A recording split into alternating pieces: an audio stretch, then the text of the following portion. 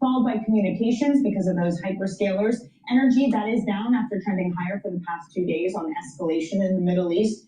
And as I mentioned, the chip stock's doing well. So Infotech, that is up 1.5%, Bonnie. Well, we're going to continue this conversation, Danny, in just a moment. Coming up, as you say, chip makers rising ahead of SK Hynix's U.S. listing. We're going to be discussing all of it with Mandeep Singh in a moment. This is Bloomberg Open Interest.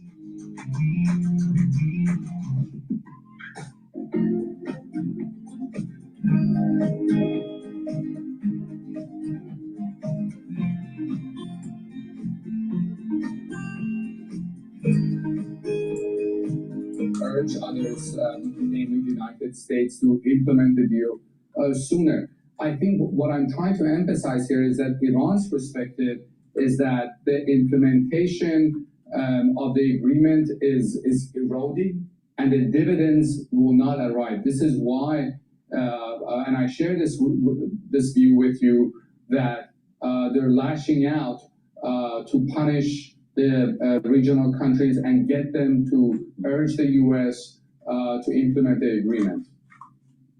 Point well made. Sinazoli there, joining us from Washington, D.C. at George Washington University. Thanks for your time. Now, an Israeli drone strike has killed 2 Palestinians in Khan Yunis in southern Gaza. On Wednesday, Israeli forces killed at least 9 Palestinians and injured several others. Among those killed was the driver of a World Central Kitchen aid truck. Israeli forces shot him in the head while he was transporting supplies to a warehouse. The United Nations Independent International Commission has expressed grave concern for the well-being of Palestinian doctor Hussam Abu Safir. It says he's been subjected to severe abuse since Israel detained him in 2024. Abu Safir was the director of Kamal Adwan Hospital in Bet Lahia and has been held for more than 500 days without charge.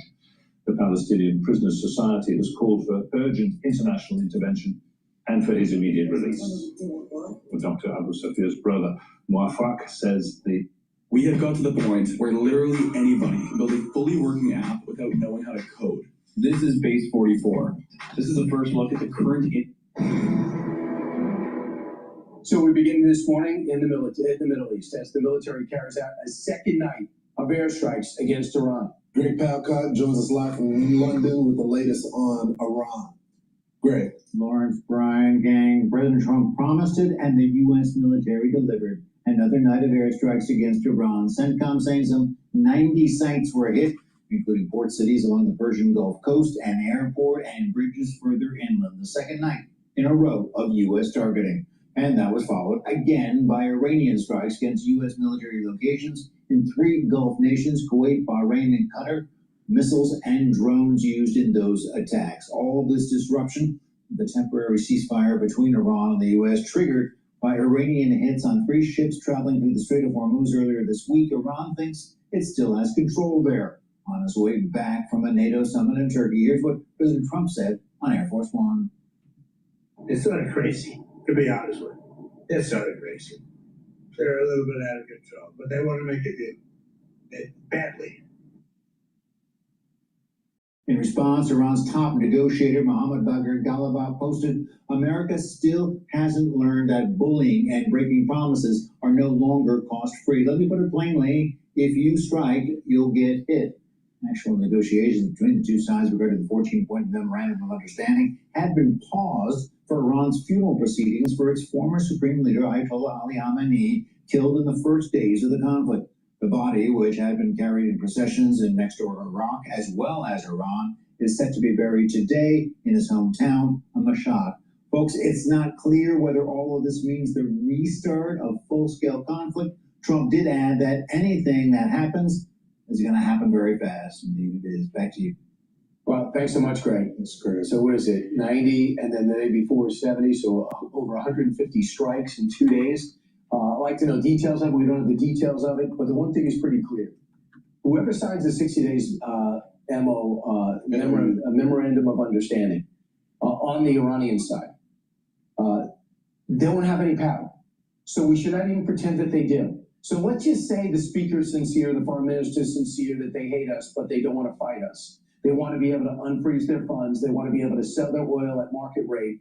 And let's say they want to control the strait, but they know that that will be problematic. The guy that's making the decisions is a guy from the IRGC, this Ahmed Fakiri. So we should not sit down with anybody else. This guy's as evil as it gets. But if we don't deal with him, we should not deal with anyone, because the Supreme Leader's too scared or too disfigured to come out of his bunker.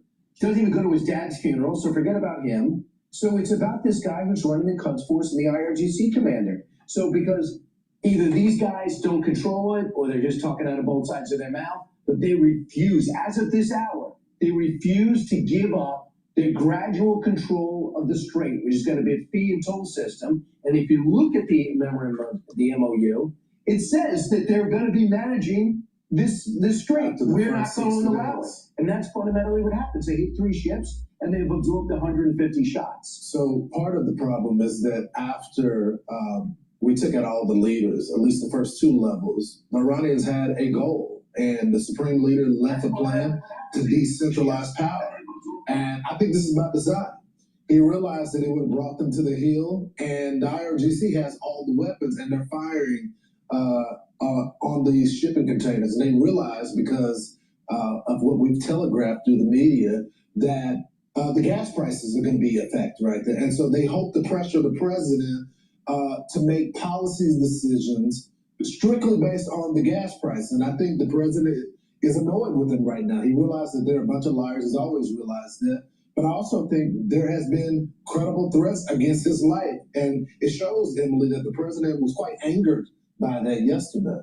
Indeed, and he still has economic and many military options. So those that consider this an escalation leading to, quote, war, the reality is that they have quite a large hierarchy of decisions militarily that simply show the Iranians that when you strike, in the words of Vice President J.D. Vance, we will hit the hell out of you back. And the triage necessary right now is to maintain the Strait of Hormuz so that it's not subjected to piracy, right? We have to ensure the economic and the sort of navigable benefit of the Strait of Hormuz, because right now, if Iran is in control, that has that global impact. And when we harness the energy possible from it, then we show we, A, don't need them, but also that the rest of the world is aligned with us in ensuring that they don't hijack it. If you don't want to be doing this up until November, you got to hit them hard now in July. You know, everyone's like, oh, it's too close to the midterms. They said that in May. Yeah. So now it's getting, you hit them hard. Now it's getting closer, but still, it's still July. But the smaller hits, let's talk about it, probably work to Iran's behalf, because there's reports that they want to make President Trump Jimmy Carter. They hurt Jimmy Carter, stopped him from getting reelected. Ronald Reagan comes in. They wanted Carter out. They want Trump out, but they can't get him out. But you know what they would do? They would take away a lot of his power by flipping the House and Senate by making gas prices high. That's why July is so important. That's why 150 strikes shows the president's not more concerned about security than he is gas prices, but he should just hit them hard. And the price of oil goes up, but it'll eventually go down when we solve this. Hello, my name is DrPaulCottrell. We're live streaming on Rumble, YouTube, and my website, the-studio-reykjavik.com. Please help support the work that I do. You can be a paid member to my Patreon channel, Substack channel. You can also donate on my website through Stripe, PayPal, or Buy Me a Coffee. All these videos are for free. I'm going to tell you how to make some money in the market and also how to get healthy. What I'm doing is shorting natural gas. Natural gas is trading at 3.111 right now.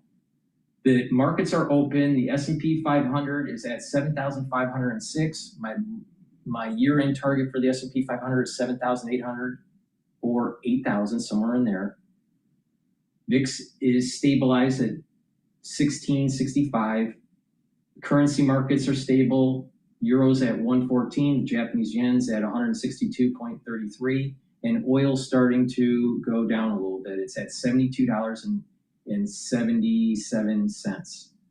So there's a little bit of a decline in energy costs. Again, I'm shorting natural gas and tactically longing the S&P 500. So let's watch. The dashboard is live streaming on my website and on YouTube. So thank you for joining. Please go to my store, the-studio-reykjavik.com, and get the great products that I offer. I have ebooks, I have course material in immunology and pulmonology, and you can also get the supplements that I use to help slow down the aging process. I'm in my mid-50s, and if you just follow my lead, I will tell you how to slow down the aging process. It's really simple and it's affordable. Detoxifying your body is really important. So please go to my store and get the zeolite. This will bind to heavy metals, toxins, and chemicals and allow you to urinate them out within 6 to 8 hours. By detoxifying your body regularly, you're helping your immune system, your endocrine system, and other organ functions. This zeolite you can take every day. Some zeolite out there that's in the market, you can't. This you can. 3 small drops underneath your tongue, drink filtered water. If you want to do a heavier detox, do 5 to 10 small drops underneath your tongue each day until the bottle's done, and do that once or twice a year.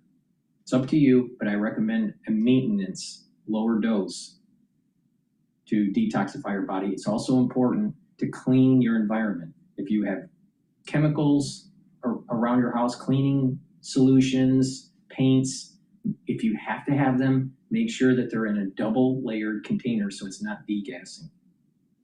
And drink filtered water and stay away from processed foods. And that way you're reducing your exposure to these toxins. Please go to my store and get the zeolite. Make sure you use discount 5 and you get $5 off. I want you to save some money and get healthy.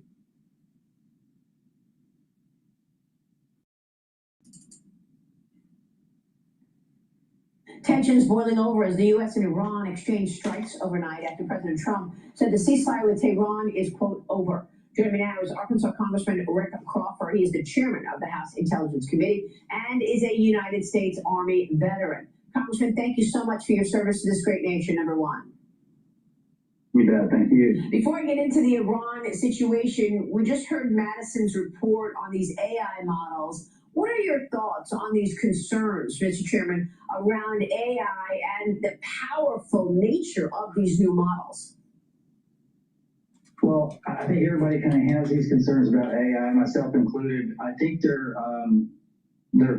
legitimate concerns about where we go with AI. However, I think it's important to note that AI is going to be a critical driver of our economy, and it's going to be necessary for us to be leading in that space. If we cede that space to China, we're in bad shape. So I think it's important to kind of get past some of the propaganda surrounding AI. And quite frankly, China is delivering on that propaganda. They want to position themselves to be the lead in AI, which tees up other opportunities for them to supplant us in various categories. So I think we have to do a better job of communicating what AI is, what it does, what we expect of it, what it can be, what it should be for this country. But we have to be leaders in that space. Oh, for sure. What are your thoughts on the recent escalations in the Middle East? It feels that, again, the war is back on. The president yesterday said the ceasefire is over. He's not going to deal with this back and forth. And he said he'd rather finish the job than do a deal at this point. Your reaction? Yeah, I've had this concern all along. I said from the beginning, if there was a deal to be made, Donald Trump didn't make it, but there apparently is no deal to be made. So he's right to say, let's just finish the job. I think the rest of our allies and partners in the region would appreciate that as well. Heck, we've seen the strikes against Bahrain, Qatar, and I just saw open source reporting that there was some strikes in Jordanian airspace. Jordan.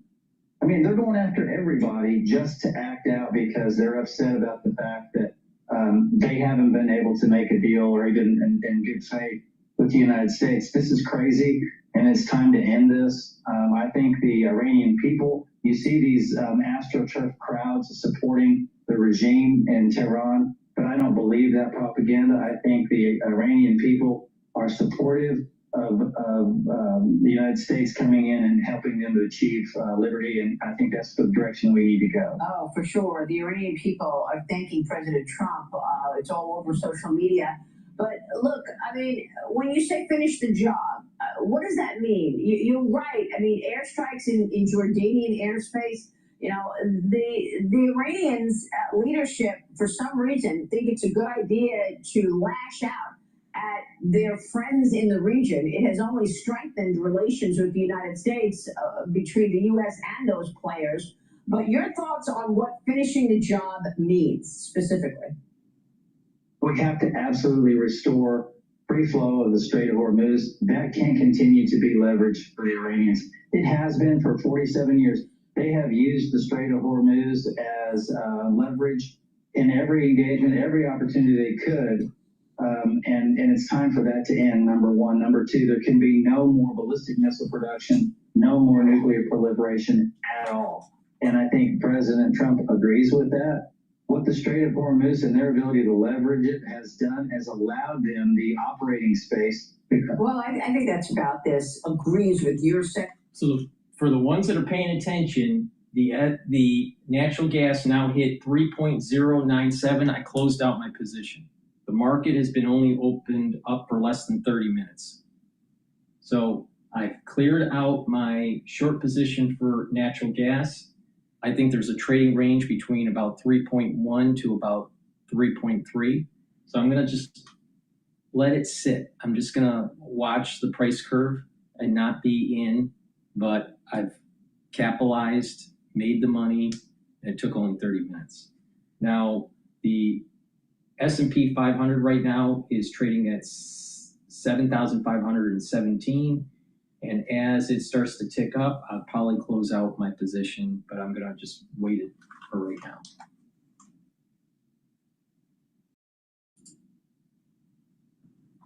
That the president needs to finish the job. And that's why I wanted to get more specific on what that means. Do you believe that finishing the job means we will need boots on the ground in Iran? I'm not sure at this point that that's necessary. Websites your competitors don't want you to know. Part two. All you do is go to this website, and it lets you find out exactly how much your competitors are making by showing you how much.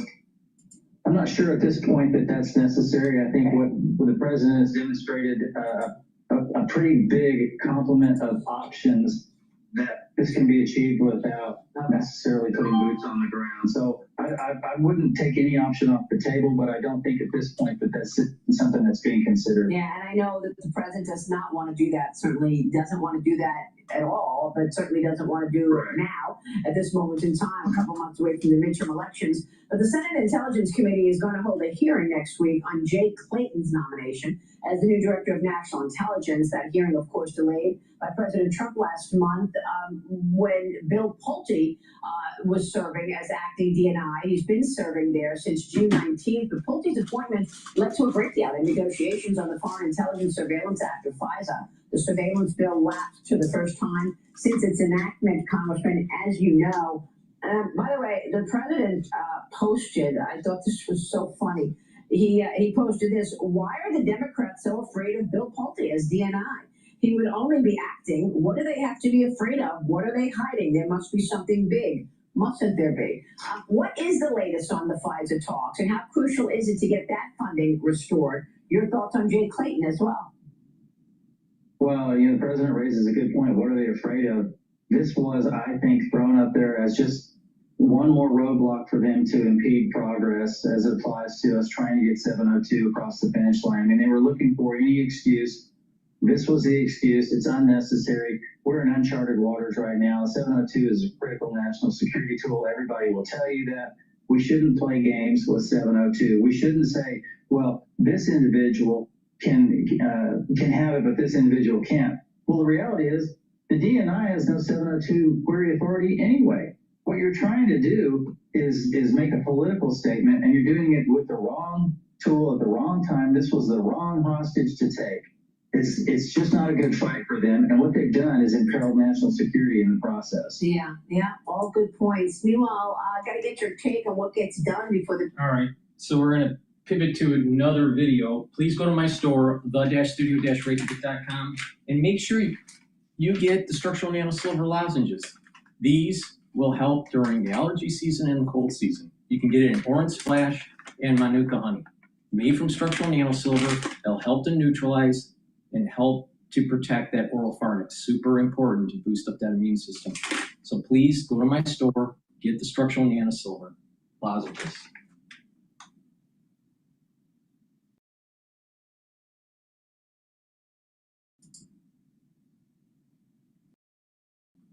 They put the plate down Like it's a piece of art. They make me feel that way. Getting a personal loan when someone is drowning in debt can be the worst thing they can do for 3 reasons. Here's the number one. 97% of applicants. For more, let's bring in former Deputy National Security Advisor and the Heritage Foundation's Vice President of National Security and Foreign Policy, Victoria Coates. Victoria, great to see you.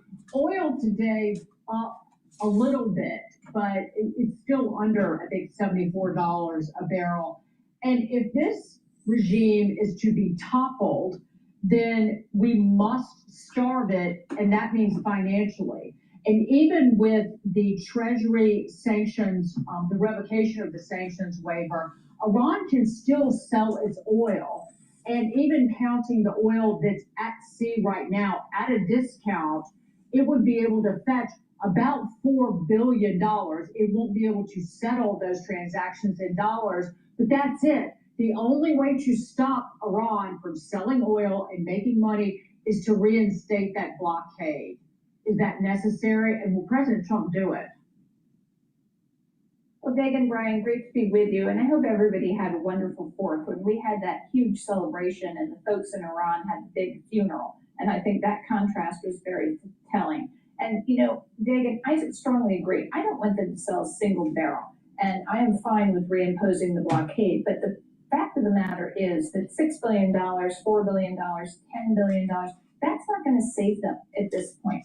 The projections right now is that that economy is going to shrink 6% this year. That is shrinking, not just small growth. They're actually going to contract by 6%. You can't go on that way. And so by revoking that waiver for oil sales, not that they were selling that much anyway, because they're not a very good seller, that people don't really want to put their trust in them. That's just not going to save them. So we can, in many ways, just sit back and watch the slow motion train. There's some breaking news that came out with home sales. So I just missed the news. If I catch it again, I'll bring it up. That Secretary Bessent has put in action. So does that mean that the American people should expect this kind of pattern of, I think you use the term, others have, mowing the lawn to go on for a long time? If Iran hits ships, we hit them, then we step back, see what happens. But there is no kind of decisive finish the job move, Victoria. Is that what people should expect? I don't think this is necessarily going to go on for a long time, Brian, just because what Iran is going through is so dire. And the sites that the president directed us to hit tonight, these are going to be electricity generating plants. Next come the bridges, other critical infrastructure. They just can't go on like this. And it was interesting. I'm just back from Iceland, of all places. I visited the place where President Reagan met with Chairman Gorbachev of the Soviet Union in 1986, almost 40 years ago. And that set in motion a 2-3 year process that brought down Berlin Wall. So I wouldn't see this as a long-term thing, but it might be a little bit of a process like that, where they are sowing into themselves right now the seeds of their own demise. What maybe got somewhat overlooked in all the coverage of the Iran conflict is something else that happened during the NATO summit. President Trump's meeting with Ukrainian President Zelensky, and it was quite frankly warm. President Trump granting him a major request on Patriot missiles, said signaling he would consider granting a license to produce this type of interceptor to help in the war with Russia. Listen to this. Look, it's a defensive weapon, which I like, better than an offensive weapon. It's the best. We're going to give a license to you to make Patriots. That's pretty cool, right? This way you can't complain that we're not giving them enough. It's a make it yourself. We haven't informed the company of that yet, but that'll work out all right. Victoria, it really seems like President Trump said to Zelensky, you fight the war. And they have pushed Russia to the brink, to the point that Russia has had to cut off exports of diesel and distillates today. And now President Trump steps up. this is critical. And this is 18 months of President Trump's approach to Ukraine, which is the mirror opposite of what Biden was doing. And bear in mind, President Zelensky was asking President Biden for this license for the PAC-3, the Patriot interceptors, to be able to manufacture those in Ukraine. Now, I understand there are some sensitivities around this very elevated technology. We want to make sure this is an export okay, if you will, conversion of this that they can do. But this is the sort of thing, as you said, it allows Ukraine to defend itself rather than the American taxpayer being on the hook for as much as it takes, as long as it takes. President Trump is bold enough to take this step. And I think, this could be decisive for Ukraine. And the other important point here is we get a cut of this, 20 or 25% of their production. They replenish our stocks rather than we dilute our stocks to supply them. Well, it's a relationship that's certainly warmed over the past year and a half or so. I'm old enough to remember an Oval Office meeting that was, just a little bit feisty there. That's changed quite a bit. Victoria, Coke? Please go to my store, the-studio-reykjavik.com. Before we go to the news about Iran targets U.S. bases, please get the probiotics. This is a great way to improve your health. It starts at the gut. You can get the powdered version or the veggie cap version of the probiotics. And by taking a good probiotic, you're going to be able to repopulate your gut biome. You're going to reduce allergies. You're going to reduce leaky gut syndrome, reduce inflammation at the gut level, improve your absorption, help with your metabolism, help with skin, and also brain function.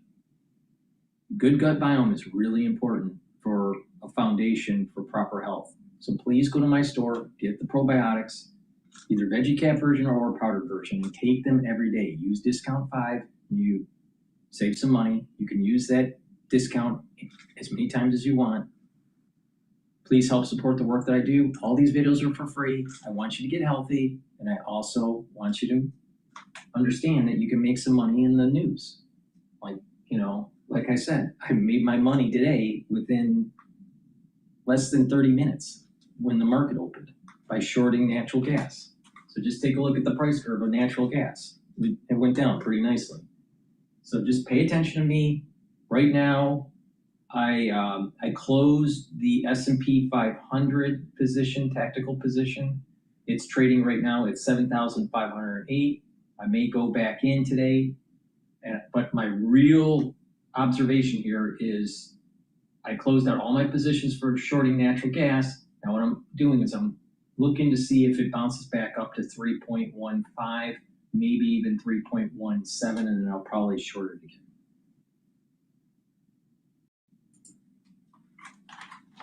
Targeted by these airstrikes, but many here wonder why civilian facilities have been targeted.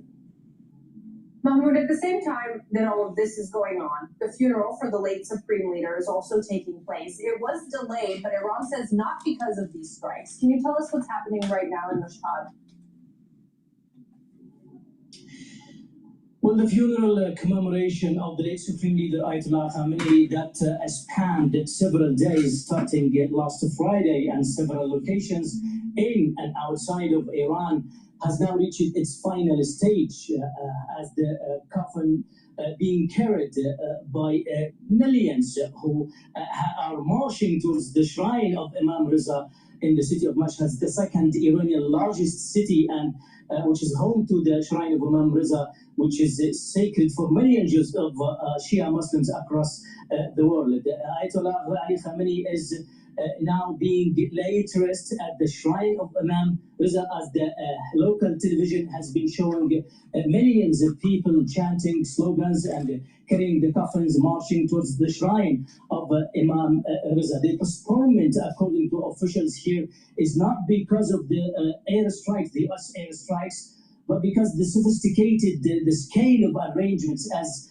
I just mentioned, this spanned over several days and several locations, including Iran and Iraq, and also because of the delay in the Iraqi city of Karbala, the presence of the coffin of the late Supreme Leader stayed there longer than scheduled, because, as officials say, because upon request from Iraqi mourners and Iraqi officials, who wanted the coffin of the late Supreme Leader to stay more at the shrine of Imam Hussein in Karbala. But here now, looking at the scenes in Mashhad right now, the crowds, the politicians here probably want to convey a message to the international community, to the world, to the enemies, to the regions, the allies, that Iran is now rallying behind their leaders. They're not living a moment of crisis, but a moment of continuity, despite the fact that they have lost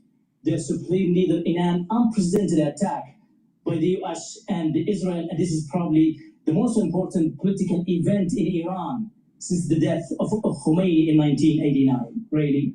Let's go now to Victoria Gatenby, who joins us here in Doha. Victoria, new alerts were sounded in Jordan actually several hours after the other attacks in the Gulf countries. What can you tell us about what happened overnight?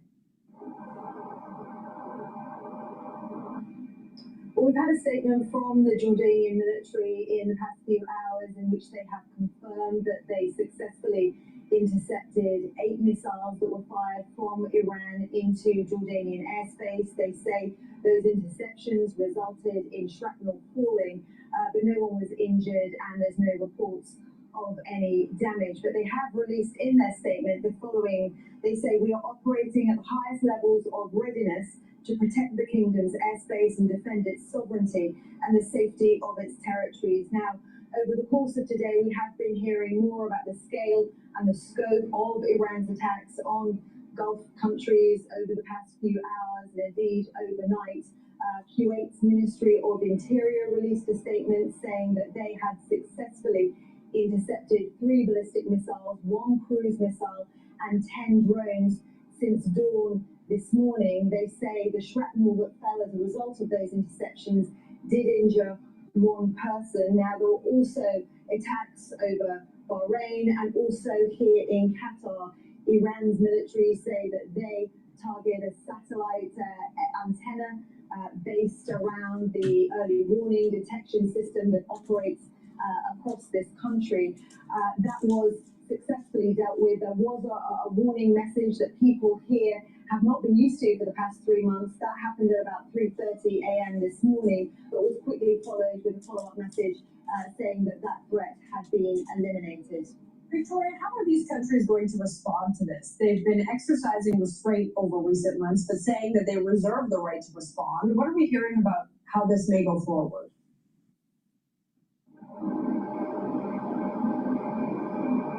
There is no indication that their response that they've adopted over the past few months, really since this conflict began, is going to change. They defend their rights and the right of other Gulf countries to respond and defend against Iranian attacks, but they say any kind of escalation on their part is not what is warranted here, or indeed is going to be helpful. Geographically, particularly Qatar, its neighbours with Iran, they have to come to some kind of accommodation, they know, in order to be able to live peacefully in this region. So what they want to see, they say, is the MOU that was signed just 3 weeks or so ago built on, and that momentum maintained so that they can move towards a more settled peace. We have had from Qatar's Ministry of Foreign Affairs a statement saying that the Foreign Minister, the Prime Minister, has had meetings over the phone with counterparts in Turkey, Iran and Saudi Arabia, and has reiterated both condemnation for the attacks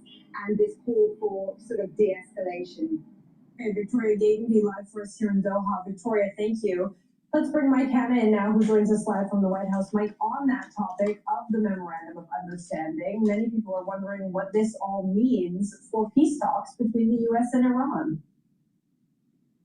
Well, that's unclear at the moment. It could be an end to those negotiations envisaged by that Memorandum of Understanding. But many commentators within the US are saying that the memorandum itself was flawed, partially because of the administration's desire to get the negotiations going quickly, to get the conflict behind it, so it could concentrate on other matters like midterm elections. But the commentators arguing that there were flaws within this memorandum, which are now coming to light, in particular the question of the Strait of Hormuz and who controls it, although the memorandum made clear that Iran would allow free traffic for 60 days, the US would lift its naval blockade. but since then there's been subtleties in the interpretation of the particular phrase concerning the Strait of Hormuz, in which the US and Iran clearly differ, and which is the very basis of this upsurging conflict.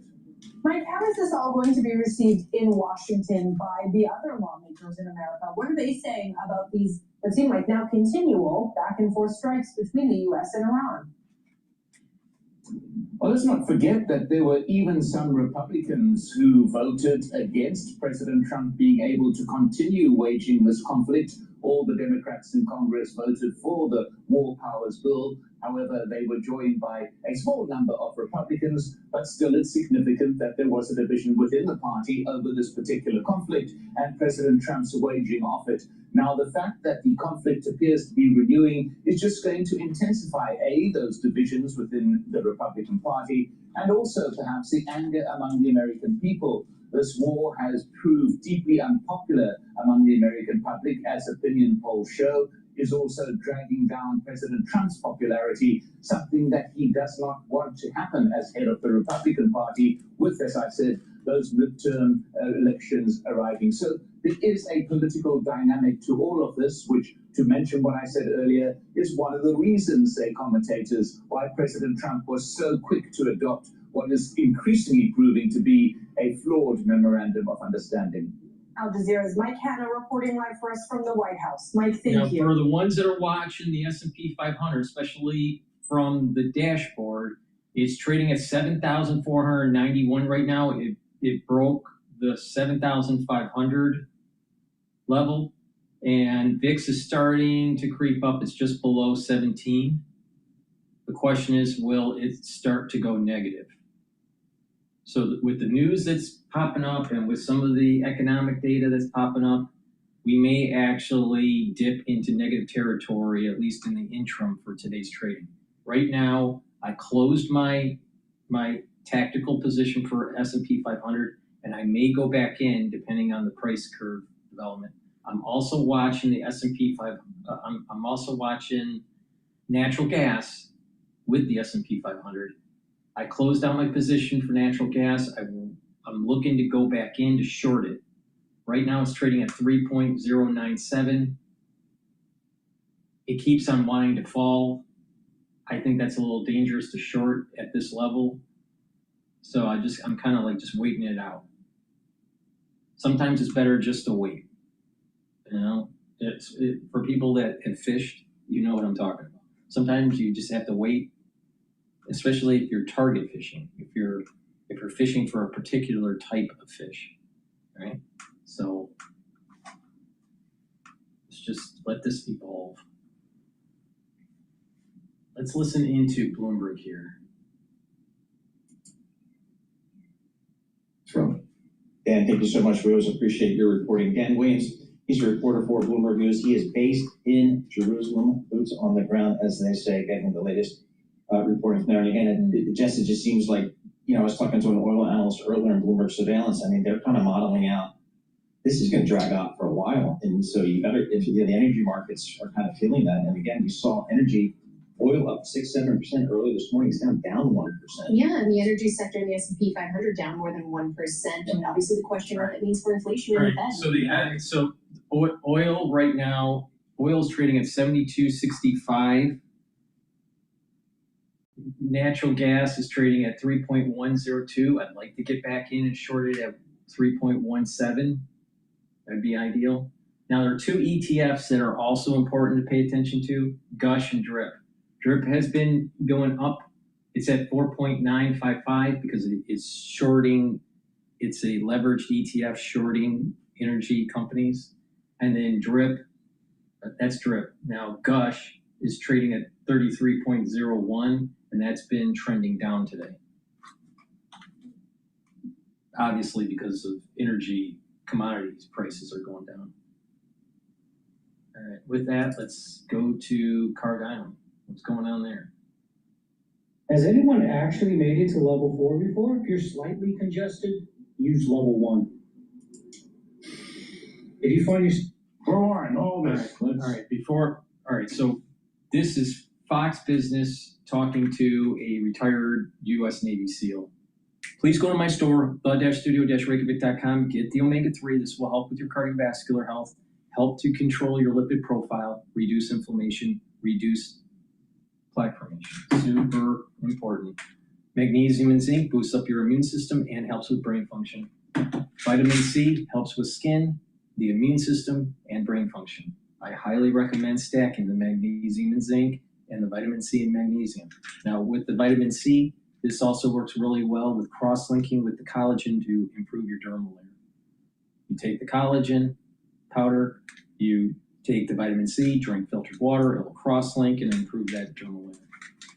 Please go to my store, the-studio-reykjavik.com, use discount 5 and you get $5 off any order. Bring in Mike Sorelli, retired U.S. Navy SEAL and host of the Unsung of Arlington on Fox Nation, and Rebecca Heinrichs from the Hudson Institute Senior Fellow. Thanks to both of you. Mike Sorelli, look, I am not the military expert, but I have talked to several who believe it would not be difficult for our Marines, maybe in combination with others, to take Karg Island. And I think as far as this Iranian war is concerned, that should be the next major step. The president's been talking about it. It's clear he's thinking about it. I would go ahead and do it. What do you think about this? Larry, you may be correct. And what we saw last night with the 80 targets, it was very selective. Basically, Iran's maritime attack or disruption network. We're talking about air defenses and radar systems, anti-ship missiles, drones, and C2 nodes, and they even removed 60 fast attack boats. So that may have been setting the condition for what we call joint entry forcible operations, which is where the Marines come in and seize Karg Island. But Trump has effectively given them white space for defensive measures, the capabilities of Iran to reach out and hit Karg Island if the Marines take it. But the point that you're trying to drive home is economically it squeezes them, to which that economy will die. It's already dying. The impacts of the economic fury have been crippling. This is just the last straw that we can grab.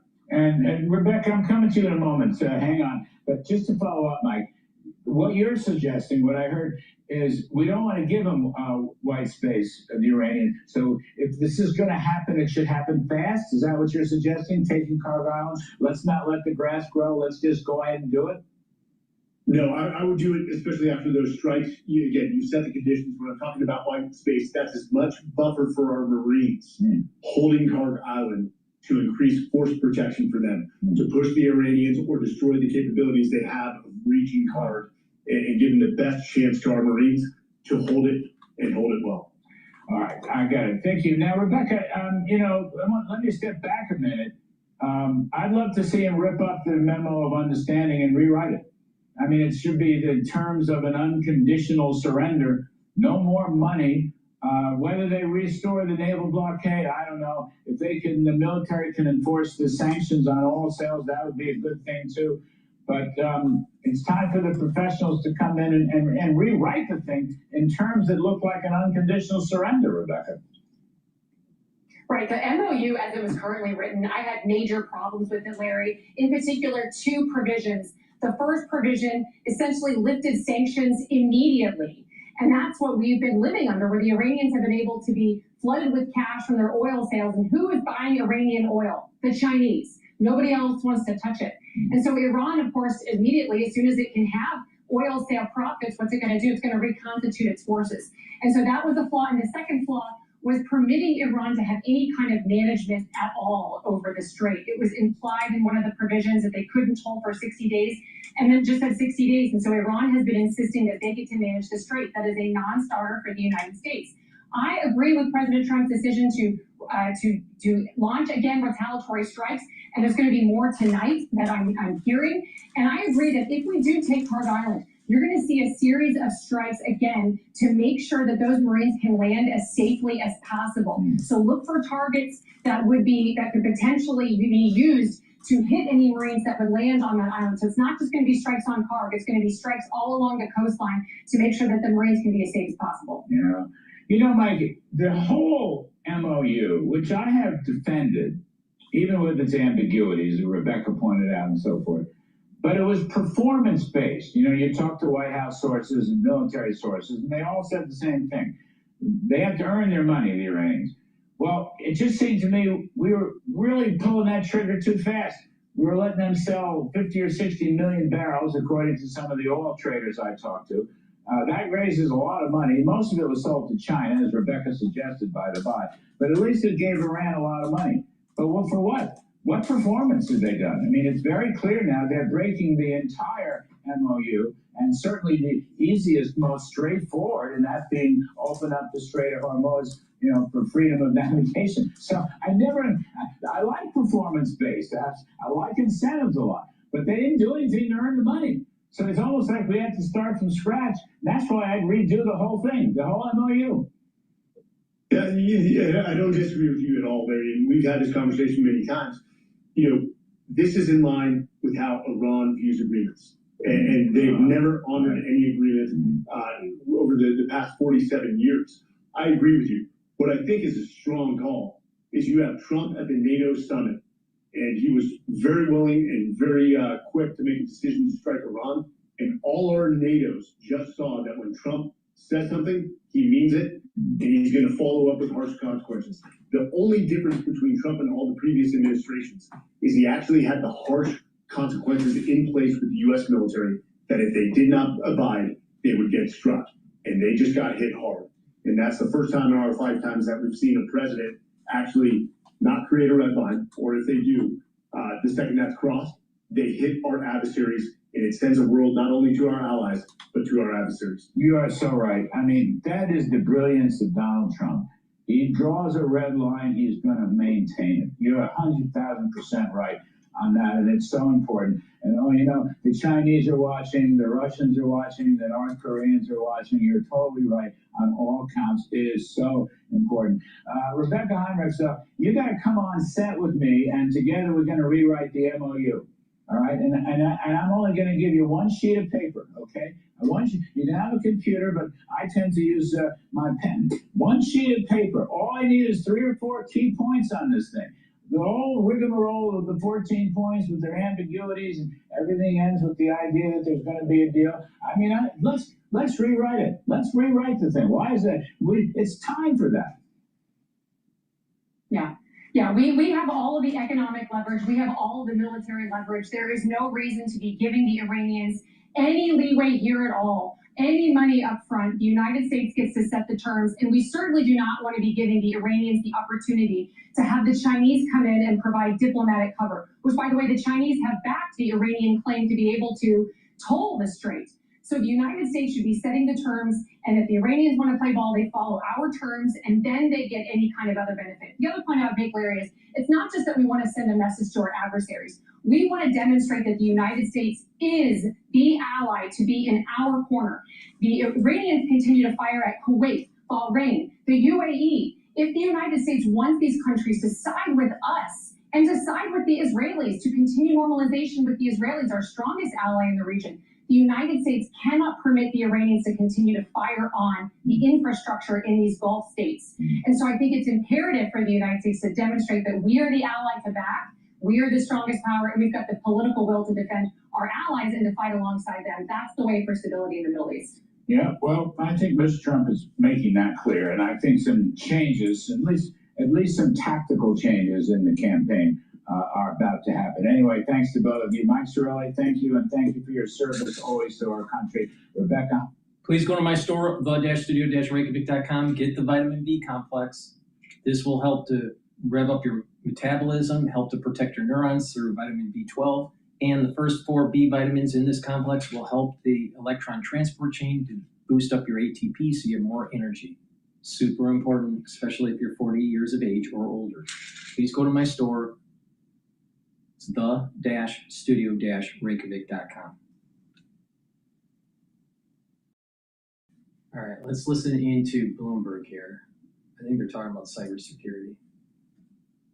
Some of these technologies out there. I tell you, the auto industry is really in the midst of a years-long transition, evolution from internal combustion engines to EVs. And what I think a lot of us were told, 5, 6, 7 year transition, it's going to be a lot longer. than Right, and to Ann's point, what Ford and GM have been going for that over Tesla that you might not have thought about before. So it includes our good friends at Volkswagen, Europe's largest automakers under intense pressure at Volkswagen. When it comes to EVs, first of all, they're not as robust as the combustion engine.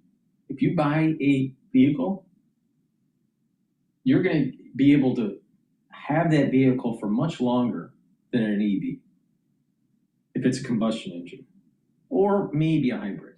But if it's 100% EV, it's not going to last. So you're better off getting a combustion engine. On top of it, if you're going to be traveling a lot and you don't want to wait for refueling, combustion engine is the best way to go, or a hybrid, not an EV. So the infrastructure isn't ready for it. And if everybody bought EVs and started plugging them in your house, your electricity bills would start to go up. So we don't have an electrical grid to be able to afford it. If you live in a dense area like New York City or Chicago, how are you going to charge your vehicle? Where are you going to park it? You have parking as a problem, let alone charging. And you know that charging takes a long time. Even if it's fast charging, it takes a long time when you compare it to filling up a tank of gas. So it doesn't make sense. And then when you take a look at the total cost, it actually costs more to make these EVs than a combustion engine vehicle. Extracting the lithium degrades the environment more than pumping oil. So it just doesn't make any sense. And it will take a long time to have an adoption of EV surpassing combustion. It's going to take a long time, like beyond 2050.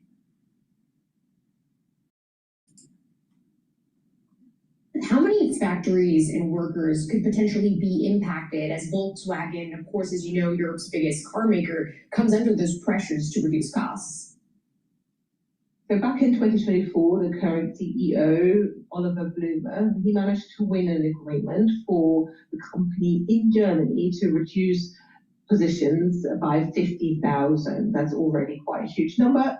Put in context with VW's global a number of employees of 650,000, and they didn't close plants at the time, but they had set out to say, well, we actually kind of want to close 4, but they walked that back, which I mentioned before. Decisions do tend to get watered down.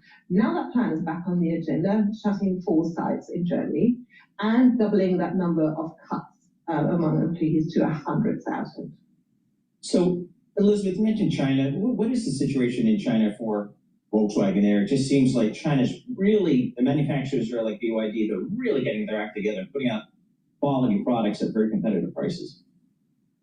Absolutely. So that's happening in China. If you're wanting to sell an EV in China, chances are that consumers will pick a local company over Western car makers by now. It's not just because they prefer the BYDs of this world. It's also that the Western car makers, including BMW, Mercedes, VW, they've just not had competitive products. We've covered this quite a bit within the team. We call it China speed. It's a word that is pretty commonly used in sort of the industry by now, but they're just able to churn out really attractive cars in much, much shorter time frames. We're talking 2 years compared to historically 7 years among Western car makers, so they are catching up as well. Hey, Elizabeth, we only have about a minute left, but talk to us about internally what's going on at Volkswagen and the struggle the CEO might have to try to push through some of those attempts to have deeper cuts. I'll just mention one thing. Within the supervisory board, labor leaders hold half the seats. And then you've got the federal German state of Lower Saxony holding another 2 seats and certain veto rights on strategic decisions, among which are plant closures. Lower Saxony usually votes with the labor leaders because they want to protect jobs. Then you have the setup that I'm talking about, how difficult it's going to be to push through really significant moves. Elizabeth, thank you so much. We learned a lot there. Elizabeth Behrman, she is the autos industry team leader for Bloomberg News. She is in Hamburg, Germany today. So he's joining us there on Volkswagen. S&P 500 up 19 points, about a quarter. Don't get in it a EV. It's not robust, and you're paying way too much, and all that electronics, you're probably going to have problems later down the road. It's not a robust vehicle. A waste of time.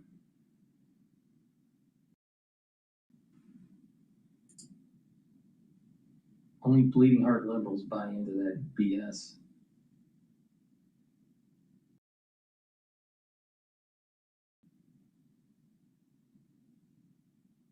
All right, let's see here.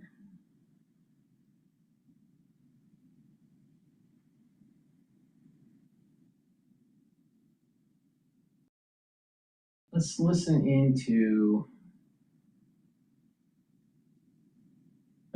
CNN. They were interviewing a retired admiral dealing with the United States and Iran. We are bringing a knife to a knife fight, but we've got a gun. And I think that's what President Trump has to make a decision upon.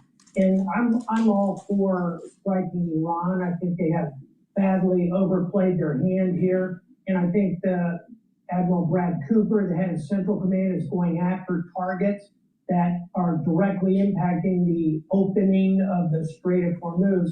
All makes sense. But talk about bringing the gun to the knife fight. That is when we go after their economy, and that's going after Cargill. And you heard President Trump kind of tease that out a little bit. And frankly, I don't think we're going to conquer Cargill, but we could blockade it. That would be the end of the Iranian economy. I think you've got to go after economic targets.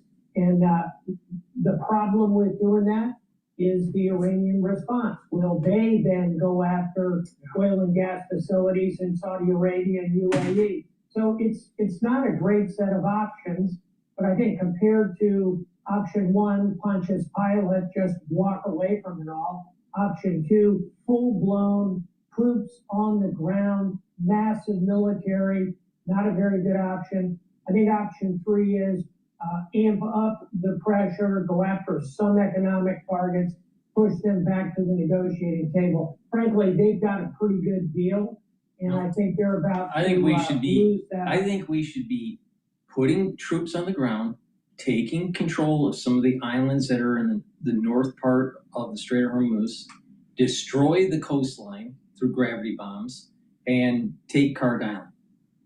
Take the oil, destroy their infrastructure, and level Tehran.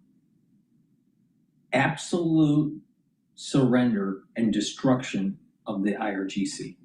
That's what needs to happen.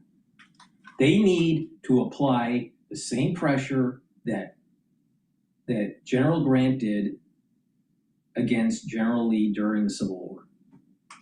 Absolute surrender. He's wrong. We need troops on the ground. What it is that people are afraid. And when you're afraid, you're only kicking the can down the road. Just imagine if General Grant was afraid. Would we even have a union? Would we have won the Civil War?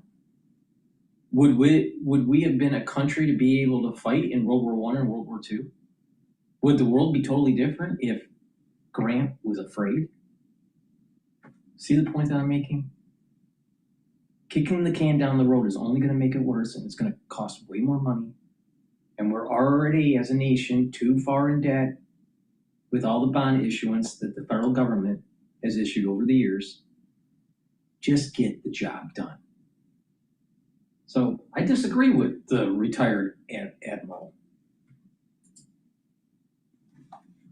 Opportunity. Hopefully those lights will go on in Tehran. Well, first, before we get to Card, if the intention with striking coastal cities' positions around the Strait of Hormuz is to eliminate Iran's ability to target shipping there, can that be done just from afar? Or do you need troops on the ground to do so? Because Iran has proven itself very resilient to threaten shipping, whether it be a combination of sea mines and drones and missiles fired from afar. Can you eliminate that danger without putting troops on the ground there?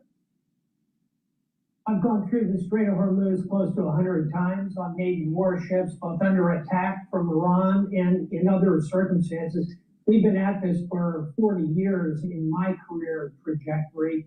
And the short answer to your question is, you can degrade their ability significantly, but you cannot, in this new era of drones, take away that ability. They can launch drones from hundreds of miles away. This is the reason why you have to get troops on the ground and totally destroy their will.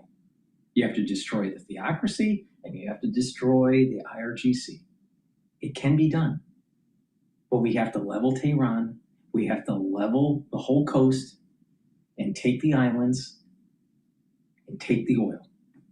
And we would use that money to actually help reboot their society and allow for a constitutional republic to flourish.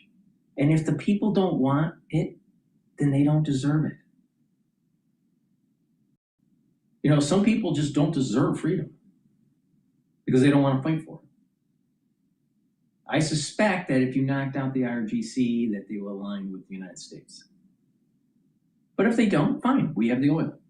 And it's a strategic, great move against China because we would be controlling their flow of oil, especially if they want to go and do expansion in the Pacific against Taiwan and the first island chains. So I disagree with the admiral. This is just another capitulation move. And he had a long career for 40 years. Okay, what war did you win? 40 years, what did we win? Did we win the tanker wars? No, we capitulated. Did we really win Iraq? No. And even during Desert Storm, we were afraid to go to Baghdad. Another afraid, and then end up having to go in later. Did we win Iraq too in Afghanistan? No. What more have we won during the retired admiral's career trajectory? Win. That's what matters. Win. Very difficult proposition. You could up your chances by taking control of about 100 miles of Iranian coastline along the strait. Then the Iranians really would be down to drones. And that's pretty hard. You can defend against it up to a point. But boy, you don't want to get to those stages. Let's hope we can get to a negotiation and get Fred Pleitgen out of Tehran, for whom I have enormous respect for the reporting he is doing. Fred, you heard Admiral Stavridis there describing the economic pressure point for Iran and the regime, including the possibility of shutting down its oil industry if the president were to order that. What is your sense being in Iran? I mean, is the population feeling the economic pressure? Do you sense the frustration at the regime bubbling over as a result of that? Stavridis for those kind words. First of all, yeah, they are definitely feeling the economic pressure. We speak to people here on the ground quite constantly. A lot of people who are saying right now it's very difficult to find jobs. Inflation is a huge problem. A lot of goods aren't as readily available as they were before. So certainly the population is feeling the pinch of the last 4 months of those military operations that have been going on, but they really have been feeling that pinch for an extended period of time. And I think one of the things that the leadership here in Iran believes is that they believe that the propensity to take pain on the part of the Islamic Republic, on the part of this population, on the part of the government here, that their pain tolerance is a lot higher than what the rest of the region is willing to endure. If you look at, for instance, countries and cities like Doha, like Qatar, if you look at the United Arab Emirates, a lot of them, of course, are built on international economies, are built on expatriates and people from abroad coming and working there. And the Iranians simply believe that they have the longer end of the stick if they're able to shut down the Strait of Hormuz. That the admiral said the Iranians definitely believe they would be able to do, and then also project power into the region. And I think one of the things that the Iranians, they say themselves, have been trying to make clear is that in order to project that power, especially into the Strait of Hormuz, to stop shipping from going through there, they don't really need a lot of those coastal positions. They sometimes fire some of those missiles that endanger some of those shipping lanes from deep inside Iranian territory. So they certainly say the geography favors them. Harg Island is another one of those things, by the way, where today a senior member of Iranian parliament said, look, if the U.S. wants to try and go there, the Iranians are going to defend that place. It's going to be bloody for U.S. troops that are going to try and go on land there. So the Iranians are essentially saying, as far as the geography is concerned, as far as their population is concerned, Iran is there. Iran is not going to go away. And certainly Iran is a big factor with more than 90 million people to deal with.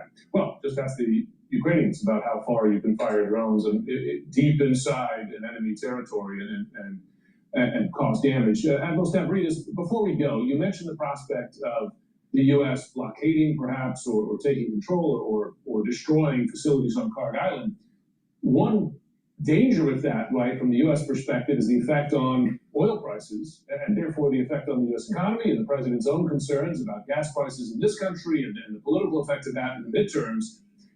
That has held him back from such an effort to date. That's something to consider for a president who might consider such action. It absolutely is. And, see paragraph 1 about why this is not a really good option. But I think the range of possibilities of action for President Trump are narrow.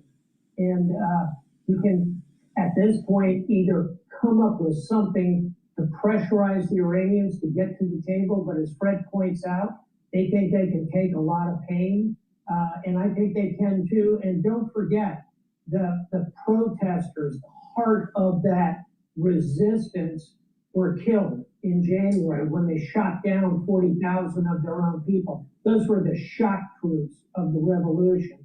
So there's not a lot of rise up at the moment in Tehran. And so I think President Trump has got a bad set of options, but if I were advising, I'd say start to go after more of those economic targets and hope you can push them home to the table. That's the best of some bad options. Exactly 1 minute past midnight here on the ground in Tehran. As you can see behind me here in the city itself, traffic is still fairly normal. We're not hearing any explosions or anything of that nature. It seems as though these airstrikes are going on once again in the south of Iran. And there's sort of some reports that we're getting in from official media, from government media, also from social media as well. It seems as though some of these strikes, Jim, are once again, like they were yesterday, centered around the Strait of Hormuz, that arc of the Strait of Hormuz, the northern tip of the Strait of Hormuz. There, of course, you have that port town of Bandar Abbas, which is used by the Islamic Revolutionary Guard Corps Navy. There's a big port there. And then there's Sirik, which is an island, or the town, an island off the Strait of Hormuz, and there also we've heard that some explosions have been happening there as well. Of course, we do have from CENTCOM that statement from U.S. Central Command that they are conducting these operations right now. What we've been hearing from the Iranians, they haven't officially commented on this, they haven't reacted to this yet, is they say that there is going to be a strong response coming from the Iranian side to any new attacks launched by the United States. The Iranians, of course, yesterday said that they also launched some attacks, some retaliatory attacks, after the U.S. bombed places in the Strait of Hormuz, and the Iranians certainly say that a strong response will be coming to any military action taken by the United States. Jim.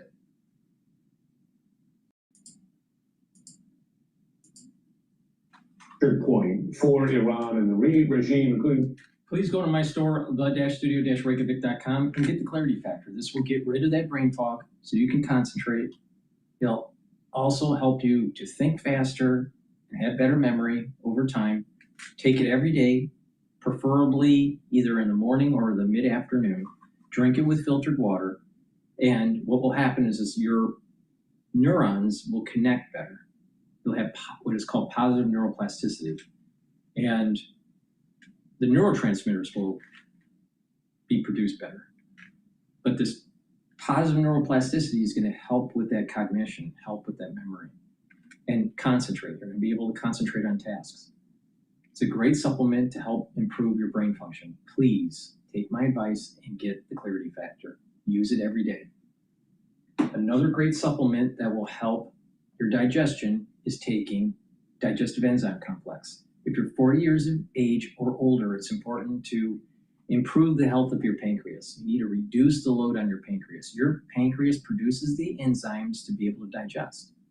But if your pancreas is unhealthy, you're going to have problems digesting, and inflammation starts to take hold, and you may end up increasing your chances of pancreatitis or pancreatic cancer. So what you want is to reduce the load on your pancreas, and you want to let the pancreas kind of heal. You want the pancreas to just kind of have less of a load. So taking digestive enzyme complex, you're going to be able to break up those proteins, carbohydrates, and lipids to allow for proper absorption and reduce the load on your pancreas. It's a win-win. In addition, digestive enzyme complex has bromelain. Bromelain is really important to break up protein, but it also helps to break up clots. So you'll reduce overclotting, super important for cardiovascular health. And digestive enzyme complex has the proteolytic enzymes to break up glycoproteins. That's really important during the cold season. So it's a dual purpose supplement. So if you're 40 years of age or older, please take my advice and get the digestive enzyme complex. Use it every time you eat to help with digestion and reduce that load on your pancreas. Please go to my store, the-studio-reykjavik.com, and get the great supplements that I offer. Use discount 5 and you get $5 off any order. All right, let's take a look at what's going on with CNBC.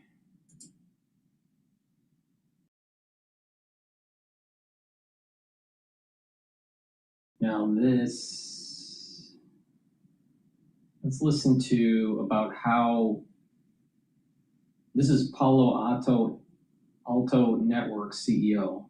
We need to see the pricing for AI come down. So let's listen into that. As companies try to secure the next wave of artificial intelligence, the company says more than 1,000 customers have asked for meetings around its frontier AI defense offering, and CEO Nikesh Arora has personally taken hundreds of them. Joining us now in a CNBC exclusive interview is Nikesh Arora, Chairman and CEO of Palo Alto Networks. Nikesh, thank you so much for joining us this morning. We had Sam Altman on just before you touting OpenAI's latest model. He says the latest AI model is 54% more token efficient. I'm curious if you think that is enough to appease customers who have been voicing concern around high token costs. Well, thank you for having me, Seema. I think that's a good start. I said a few weeks ago that for us to find the right balance from how enterprises adopt AI, how they're going to start betting the farm on AI evolution, we need to see the pricing for AI come down. I think the pricing today even makes it very hard for enterprises to take the bet. And we don't need friction introduced by model companies from a pricing perspective and a deployment perspective. I think 54% is a good start. I think we probably need another turn at it. But I think if we can get, token efficiency from where it has been to about 1/5 to 1/8, that's a good place to be in the next 12 months. And I expect by next year, we need it to be about 1/10. Got it. Okay, so token prices still need to move down further. Your thoughts, though, that if large language models continue to get more robust and powerful in terms of AI capabilities, how does open source models really win the race? Well, I think it's important to if you step back and think about it. I think demand for AI consumption is still infinite. We do not have enough compute in the world to satisfy the demands of both the consumer side and the enterprise side. So demand is not a constraint. The question becomes, how quickly can we adopt the demand? I think the conversation will shift over the next 6 to 12 months on not how smart the model is, how intelligent the model is, how quickly can we deploy the models, how can we take context, memory, how can we take tribal knowledge and embed that in the enterprise context so we can all see value from this leaps and bounds that models are showing. I think there's going to be different horses for different courses. You will find that frontier AI models are extremely useful for groundbreaking research. Do I want an open source model doing this drug discovery or curing cancer? No, I want the smartest brain on the planet, which will come in the form of frontier LLMs, which are going to solve these hard problems and we need them. I think there are going to be task-specific models, which will be low cost, easy, will not require sort of multi-agent orchestration, will not require a lot of context and memory, which you will get, literally as a commodity, whether it comes from open source or perhaps an older version of a frontier LLM. Moo Engine. Let's see here.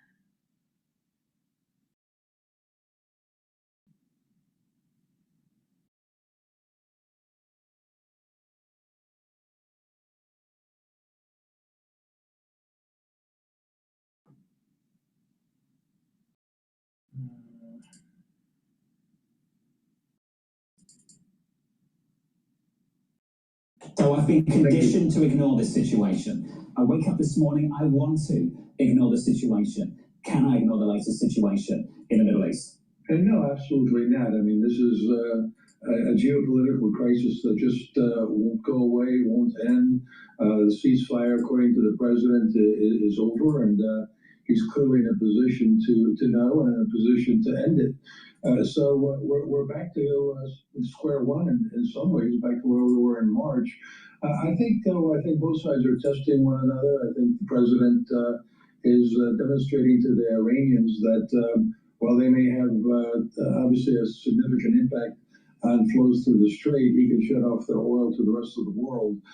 The unsettling development here, I think, is it may very well be that Iran is basically out of control, that the Revolutionary Guard is not going along with whoever is quote unquote on the moderate side. Moderate being that they'd like the ceasefire to continue and they'd like to come up with some sort of agreement. But the president made it pretty clear that it's very frustrating, if not impossible, to negotiate with the other side. And so clearly we can't ignore this. At this point, it is sort of surprising, as John was mentioning, that oil prices aren't even higher if the truce really is over. Though the pace of increase is pretty notable. The 2-day increase for both Brent and WTI is the most since at least April. And you see just sort of this surge upward. Is there a trigger point, either in the pace of increase or the level, that could make you rethink even the broadening out trade in U.S. equities? Lisa, the honest answer is I don't know. Nobody knows for sure. So we are all watching the price action in the marketplace, particularly in the oil market. And I think what we're seeing is that we're being reminded constantly here that there was a bear market in oil before the war started at the end of February. The bear market actually started when Russia invaded Ukraine. We had a big spike there, and ever since then we've been on a significant downtrend until this war started. So that kind of, and it's certainly, everybody was surprised by how quickly the price of oil came down. And I think that just reflects that over in China, they really adopted electric vehicles. And on top of that, their economy is really very weak. And on top of all that, the United States has looked the other way as the Russians have been selling more oil to China and India and other countries. I mean, meanwhile, we've been exporting a lot of oil to Japan and South Korea. So put it all together, and the underlying fundamentals for oil are actually bearish, but they're certainly not bearish in the short term here with the end of the ceasefire. The volatility that we're seeing it just highlights how much inflationary pressures are coming from myriad places, and it seems to be persistent, even when you want to say, look, there's potentially a glut because of all of these release valves that you talked about. At what point do you think that this market is underpricing the risk of inflation running a bit hotter, putting pressure, yes, on the Fed, but potentially pressuring certain profit margins for companies that are facing a pretty wearied consumer?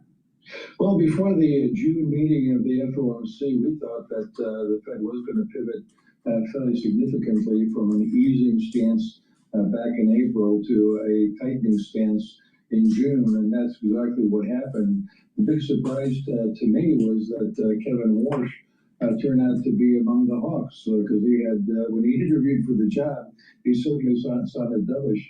Now the Fed seems to be pretty much all aligned with the idea that price stability is much more important than the labor market. Labor market seems to be stable, but all bets could be off here depending on what happens with the Middle East. The consumer has been doing just great, but if we get another spike in gasoline prices, there may be some kind of geopolitical fatigue.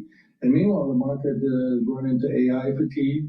And just, as I saw in your brief cuts for all the strategists that you had interviewed recently, everybody was talking about rotation. I was talking about rotation out of the AI trade into companies that we know something about, and we know their future more than we do the AI companies. And that was the Dow Jones, that was the Russell 2000. But now we're all back to, as I said, square one in some ways. With regards to the Middle East, and that's become the main focus. And you're right, Inflation concerns are back in play, and as a result of that, the Fed is back in play. Not only is the Fed pivoted to tightening, but they may actually have to tighten.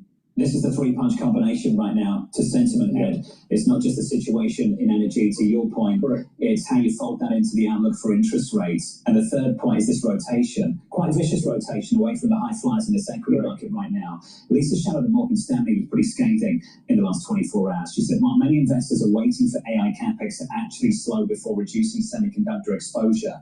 Given what is implied about the sustainability of future growth, we're taking profits now." Ed, you were there too. And I just want an updated thought from you about where that chip trade stands now, given the 16% move we've had just in a few weeks. Yeah, well, clearly we did have a tremendous rally in the semiconductors, and that, of course, led the way up for the stock market. But the fact of the matter is, it's not a FOMO melt-up, it's been a FEMO melt-up. FOMO means fear of missing out, which typically leads to very elevated valuation multiples, which basically is a valuation-led melt-up. This has been an earnings-led melt-up, and I'd rather have an earnings-led melt-up. I think there's less downside than there is in a FOMO melt-up, and I think it presents more of a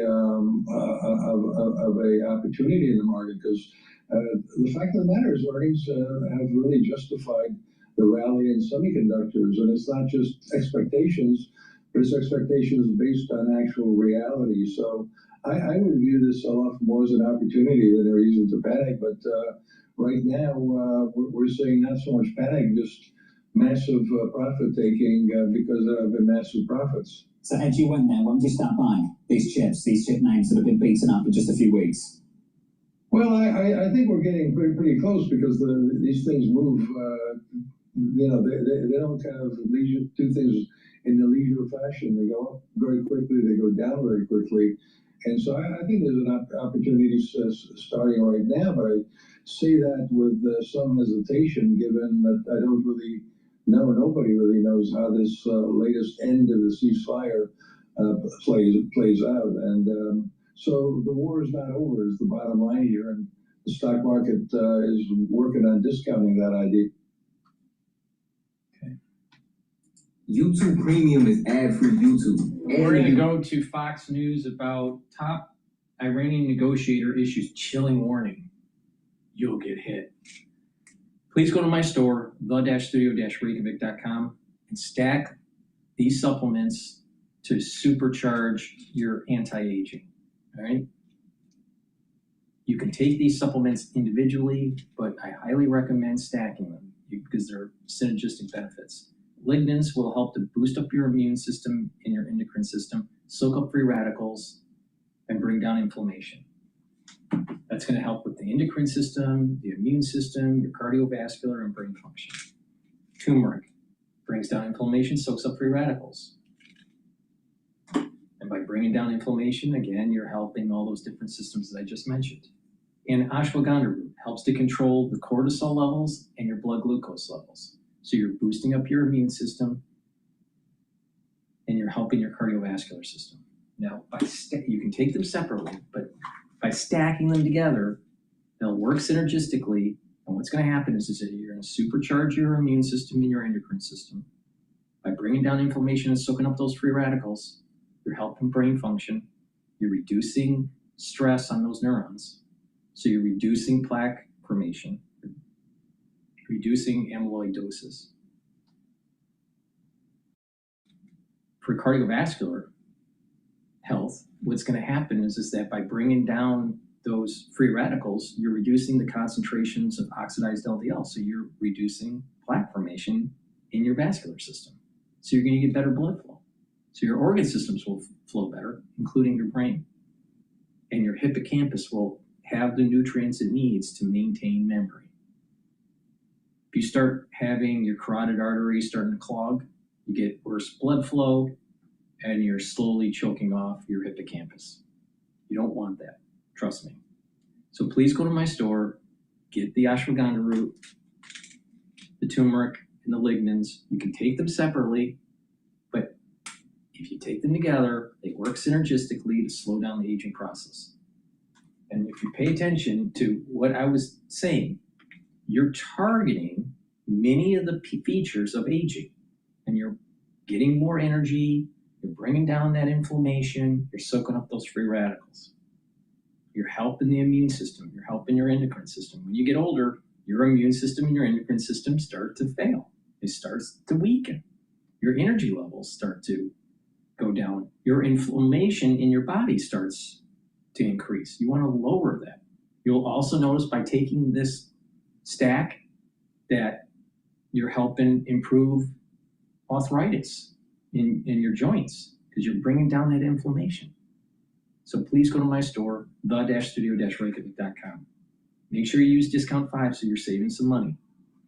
Now, the market right now, the S&P 500 is at 7,516. It did dip down and then came back up. Oil is trading at 72.38. It's been trending down today. Currency markets are stable. Bitcoin's trading at 63,000. Oil is at 72.38, and natural gas has been trending down, and it's now at $3 and almost 5 cents. Now, I closed out my positions for the S&P 500 tactical positions.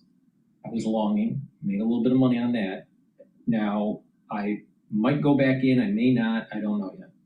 In terms of the natural gas, it's been trending down. I closed out my positions. I went in multiple times. And now I'm out, and I've been waiting for it to retrace. It hasn't retraced yet. Now, a lot of times what happens in the energy sector, things start to stabilize at around 2 o'clock.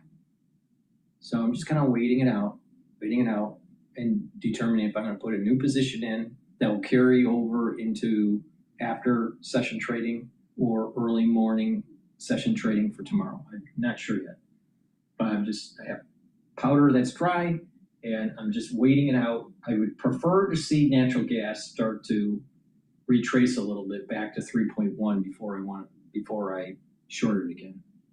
I think it's a little bit on the low side for the trading range. I think the trading range right now is 3.0 to approximately 3.3. And because we're in the summer season, there's more, usually, historically, natural gas trends down in the summer. So it's better off to just catch the momentum of that normal trend. All right, let's listen into Fox News. So in the Middle East, the United States military carried out a second night of airstrikes against Iran. And Tehran staging its own wave of attacks, targeting U.S. allies across the Gulf region. And our base is in that region. Alexandria Hopp joins us now from the White House. Alexandria. Well, good morning to you. Yes, U.S. Central Command confirms a second consecutive wave of strikes targeting military infrastructure in southern Iran, also coastal Iran. These strikes have been described as more aggressive than the initial wave that we saw earlier this week, sparked by attacks on commercial ships in the Strait of Hormuz. Tehran has responded by targeting neighboring nations, including Kuwait, Bahrain, and Qatar. Now, Iran taking up much of the talk in Turkey, where President Trump just was for the NATO summit. There he said the fragile ceasefire deal signed last month is over. It's sort of crazy, to be honest with you. It's sort of crazy. They're a little bit out of control, but they want to make a deal. Badly. Yes, so President Trump's still hoping for that deal. He arrived back at Joyce Bay Andrews after 1 this morning, flying partway home on an old Air Force One, not the new recently revealed jet. President brushed off this having to do with potential security concerns, but did acknowledge in Turkey the ever-present threat he faces. The life of a president is very dangerous. It's 5.2%. You know what a race car driver is? 1/10 of 1%. It's a very dangerous profession. No, I'm number one on the kill list for Iran. The key figures on Iran's negotiation team lobbying threats, accusing the U.S. of breaking promises. Speaker of Parliament really considered the top negotiator, Mohammad Bashir Ghalibaf, threatening America with this. He wrote in part, "If you strike, you'll get hit. Don't flail around pointlessly or you'll sink even deeper. The Strait of Hormuz will only open with Iranian arrangements, not American threats." So the president scheduled today after his early arrival back at the White House. He will have his intelligence briefing later this afternoon. Thanks, Alex. Appreciate it. This just goes to show how determined they are to control the strait, because it's really about controlling the strait. That's all they have. And that's all they have. But they're also able to sell the oil at market prices. They're also in a process within 60 days of beginning to unfreeze their funds. But they are focused because the new nuclear weapon is that strait. That's going to be a source of revenue for them and a way to choke off any adversary next time if there's some type of conflict or turbulence with Iran. They'll say, okay, I'm going to shut it down again and see how you're going to get your natural gas and see how you're going to get your oil products. So they are determined to do this, even if it costs them their legitimate oil revenue, even if it costs them lifting up the sanctions. So we're going to have to, this is where it's heading. We're going to have to take back the strait. We're going to have to establish lines where the drones are able to shoot and hit a ship. We got to push them back to the point where those drones aren't able to hit. Or we're going to have to be able to knock that down in order to get merchant commercial vessels to go through there and insurers to insure vessels to go through there. I agree with you, Brian, that we got to take it over and we have to send the message that they can't no longer use this as a tool for political pressure. Not real pressure, but just political pressure. It's not a military pressure. It's to engage politically against the president domestically. But the international community, they have to step in because they actually need the strip.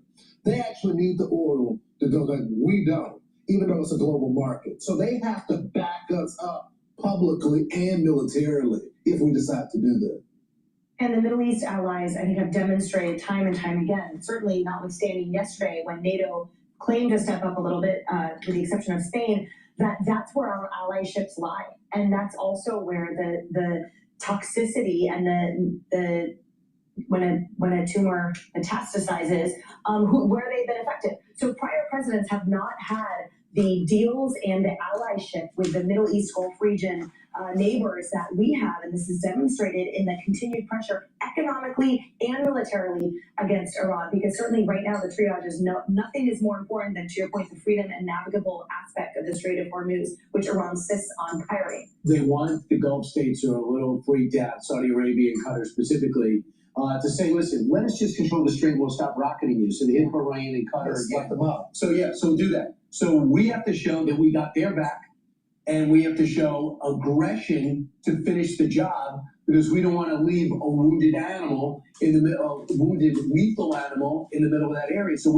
I backed up and said, here's a ceasefire. The MOU was not good, but it was to get us to talks and settle the price of oil down. The one thing we need is a different negotiating team. If we go to negotiations, and that's a big if, this team can't do it. The vice president leading the way with Steve Witkoff and others, they should focus on Ukraine. Have a different team go in there, and we should demand different people. The foreign minister's a waste of time, and the speaker's a waste of time. The IRGC's calling the shots, so why are we pretending to talk to the other guys? Talk to the people that make the decisions, knowing ahead of time that they're not to be trusted. Maybe our answer is, once and for all, take the strait, hold the strait, and then we show the rest of the world that we can control the oil prices because we're controlling the strait. And maybe that gets us where we want to go, and we continue to strangle the regime and forget about giving them unfrozen funds. And we need these Gulf states to go into the Iranian bank accounts and control all of them, because they put all their money, they convert it to dollars, and they stick it in Bahrain, they stick it in Qatar, they stick it in UAE, they stick it in Saudi Arabia. Now, the Treasury Secretary evidently yesterday has convinced them to hold on to their money. So this is the type of pressure that's the only thing they understand. Yeah, they can't do deals behind their backs and under the table as well. Like I said, it's like paying the mob off for their own security. I will say this, though. Be sure to like and subscribe for all the Fox News latest on YouTube and catch full shows streaming now. We'll go back to Bloomberg here. Please go to my store, the-studio-reykjavik.com. Get the resveratrol. This will help with your skin. It helps the basal layer. It stacks really well with the C60, especially for the basal layer of your skin. Resveratrol will help with youthful gene expression, get rid of cells that are in senescence, your tissues will become younger, and resveratrol helps to soak up free radicals and helps the health of your mitochondria so you have more energy. This is the reason why people that take resveratrol age slower. But it works even better when you stack it with C60, which is a very powerful antioxidant. So please go to my store, get the resveratrol, and stack it with the C60. Vitamin D3, super important to take for building denser bone, helping the cardiovascular system, helping to boost up your immune system. And vitamin D3 is super important for gene expression. It's a gene expression cofactor. So please take my advice, make sure you take vitamin D3 all the time, every day. And lastly, Goodnight Formula has tryptophan, melatonin, GABA, and passion flower. It helps you to get into 3 to 5 cycles of REM sleep and deep sleep each night. So you're detoxifying your central nervous system, consolidating memory, and you'll be well rested. When you do that regularly, you will slow down the aging process and your brain function will improve. Please go to my store and get the Goodnight Formula. With good sleep regularly, what will happen is you're going to slow down the aging process and reduce the chances of dementia. A lot of people in the country are going to get early onset of dementia for a multitude of reasons, especially when we went through 6 years ago. But the thing is that you can mitigate your risks. And a big part of that is bringing down inflammation, soaking up free radicals, and getting proper sleep. So please go to my store and get the Goodnight Formula.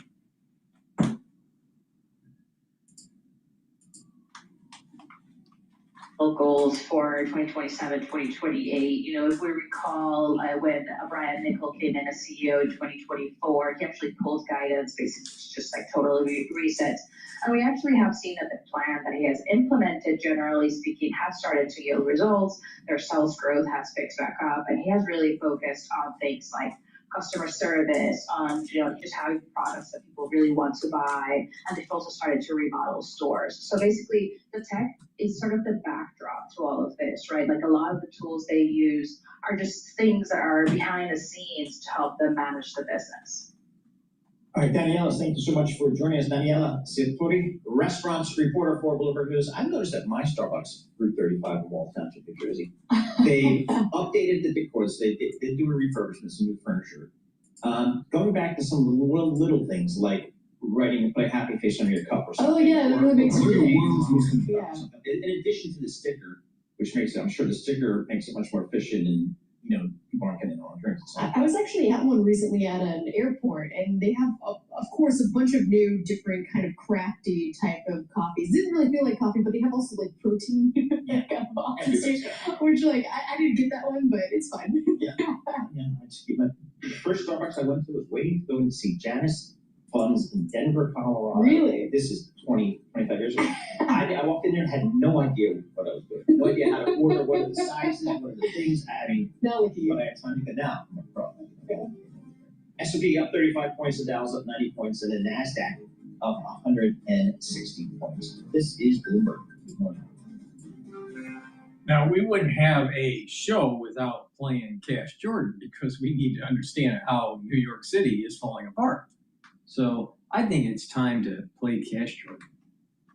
Mandani thought homes should be free until 370,000 lost everything.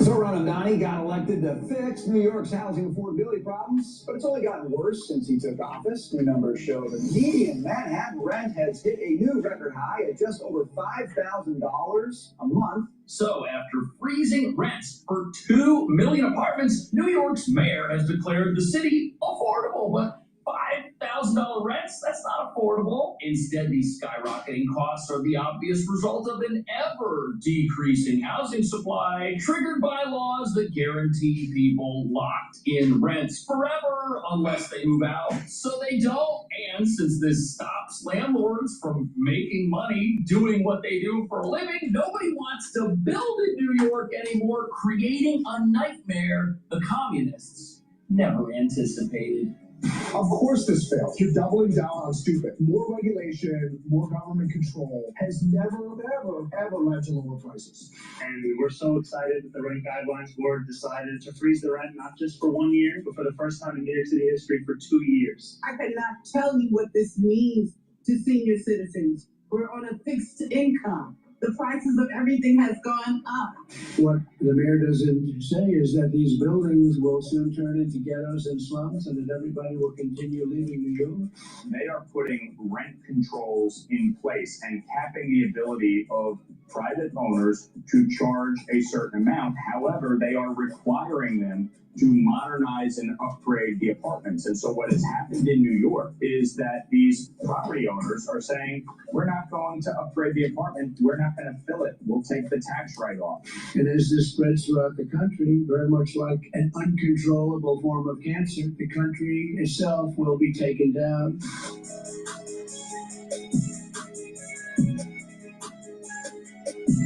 So frozen rents are going to be phase one in the total destruction of New York's housing market. And what nobody's talking about is that if you're going to freeze rents on 2 million apartments, landlords whose costs are not frozen at all, well, they've got to get that money from somewhere. And the place they get it from brings us to phase two. You see, most landlords own a hodgepodge of apartments. They've got free market apartments inside buildings that also have these stabilized frozen rent apartments. And if your neighbor has one of those, but your landlord's costs to run the building keep going up, he's got to get the money from somewhere, and he's going to get it by raising your rent. So now you get to pay for your neighbor's frozen rent, but that's not all, because landlords are limited in how much they can raise your rent if you're already living in a free market apartment, which brings us to phase three. And this is where things get truly frightening, because in the ground floor of most of these buildings, you'll see something else called a storefront, and inside you'll find a small business, a bodega, a pizza parlor run by someone living the American dream in spite of New York's communist attempts to destroy it and steal it. Well, guess what? That person's rent is not frozen either, which means it's going to go up in order to subsidize the 2 million apartments that now have their rates locked in forever. And that brings us to the real reason New York is about to experience the worst affordability disaster in American history. The prices you pay for your apartment, those might be set in stone, but when you go to the grocery store, when you buy anything, when you do anything, all of those costs are about to go through the roof. And that explains why in New York you see a tale of two cities all falling apart at the exact same time. You've got millions of people walking the streets, yet there are empty storefronts everywhere because the businesses inside couldn't afford to stay, which makes no sense. You'd think with all this foot traffic, there should be a thriving economy, but we don't have that at all in New York. We've got an economy that is imploding in real time. Nobody can afford anything, nobody can run anything, and the free grocery stores that cost $30 million each to build, those aren't going to help either. But in spite of all this, the mayor is out there celebrating the poverty everyone in New York is about to experience, except for him. Watch. I wanted to come and bring everybody a happy rent freeze cake. I know it's not yet 9 o'clock. Might be a little early for cake. We don't care. Happy rent freeze. Happy rent freeze. Really, you don't know what that means. Yes, that's right. So especially when you're on a fixed state, so you know I was getting out of bed to see you this morning.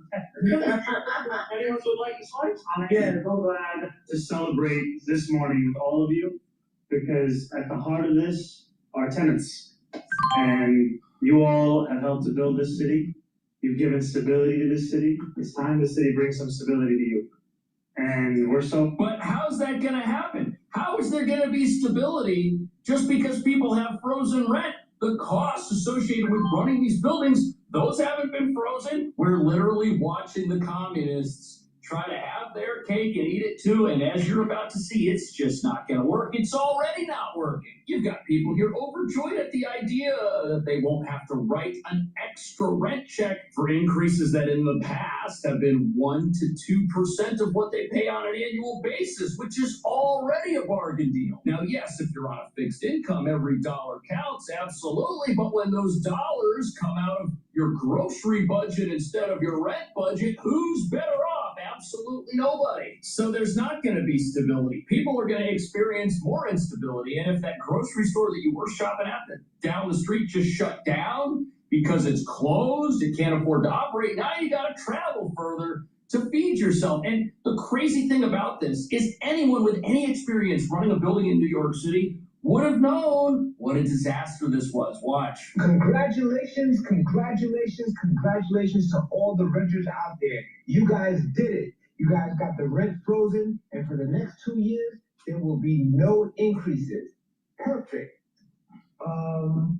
Now, that doesn't mean that the expenses have gone down. That doesn't mean that taxes, insurance, water, energy, labor, none of that went down. So I'm not sure if we were struggling to make the numbers before, I'm not sure how we're going to fix that boiler, how we're going to provide you hot water, fix that broken elevator. So your rent might be frozen, but you too might be frozen because the landlord can't afford to heat your building anymore in the wintertime or give you enough hot water. The costs to run these places, those go up every single year. Also, if your landlord happens to be a millionaire, the mayor has already said they're not paying their fair share, so their personal taxes are going to go up. Guess where they're going to get the money to pay those? And the worst part about this is whether you live in a free market apartment where the landlord can charge anything, or you live in one of these stabilized frozen rent apartments, and a lot of buildings, the property owner is required to pay for the hot water, the cold water, and the heat, no matter how much of it you use. And since the city delivers some of these utilities, let's just say that they haven't frozen those costs either. Check this out. On July 1st, New York City will raise water and sewer rates another 6%. Oh! All right, 6% may not sound too crazy, but here's why it's a problem. This isn't the first or second increase. In fact, this is the 6th straight increase in 5 years. Last year's increase was 8.5%, and in just a few weeks, another 6%. In the past 5 years alone, New York City's water and sewer rates will have increased 35%. Wow. The building didn't get any bigger. Tenants aren't using 35% more water. The bill just keeps going up. Water isn't the only cost increasing. Property taxes, labor, insurance, utilities. This is what financial distress looks like. And here's the problem that nobody's talking about. When rents weren't frozen on these 2 million rent-regulated apartments that the mayor can have a rent freeze happen in, the increases that these landlords were getting, they were getting 1 to 2% a year anyways, which didn't even cover the costs that were rising beneath them. And now those increases are a flat zero for the next 2 years, which just makes the whole thing worse. But now the irony is the same mayor that is freezing rents because landlords are greedy is then jacking up the costs to operate those buildings through the city's own water utility that these landlords have to pay for. They have to pay for the person who pays 0 rent increases over the next 2 years, use all the water they want. There's nothing they can do about it. And when buildings fall down and rents go up because there are now less apartments, people are going to complain that the affordability situation here isn't any better at all. But predictably, the socialism never works. It never works, and this is why I keep on saying that conservatives need to push back and promote the idea of the Enlightenment in capitalism. I'm talking about capitalism. Please go to my store, the-studio-reykjavik.com, and get the Myotrol. This Myotrol has the polyphenols, flavonoids, and lignans to help with the gene expression to build muscle and to maintain muscle. If you're 40 years of age or older, male or female, you can't build muscle as easily as when you were younger. Why? Because of the methylation of your genes. As you get older, your genes start to methylate and start to express differently. The expression starts to go down for certain genes, especially musculature. So take the Myotrol. This will help with the gene expression to build muscle. Make sure you do some resistance training. It also helps the health of your mitochondria, so you're going to have more ATP to maintain that muscle. and take the minotrol every day. And what you'll notice is that you'll have the proper musculature that you need. Now, if you're an athlete, younger or older, you can get strength gains by taking the minotrol also. But here's a trick. You can also stack it with the Gladiator Barley, right? If you're an athlete or if you want to build muscle more efficiently, take the Gladiator Barley because it has the building blocks to build the muscle. Myotrol has the supplements that you need for gene expression to build muscle. So you have to have both. You need to express the genes to build muscle and the basic building blocks to help build that muscle. So if you're an athlete, you will speed up the process of building up that muscle by taking the Gladiator Barley and stacking it with the myotrol. Now, if you're not an athlete and you're just older and you want to build muscle more efficiently, take the Gladiator Barley and take the myotrol and do some resistance training. You don't have to look like Arnold Schwarzenegger, but just lift some weights 3 times a week and you will get healthier. In addition, when you build muscle, you're helping brain function. Why? Because you're going to increase your myokine concentrations and BDNF, which are neuroprotective.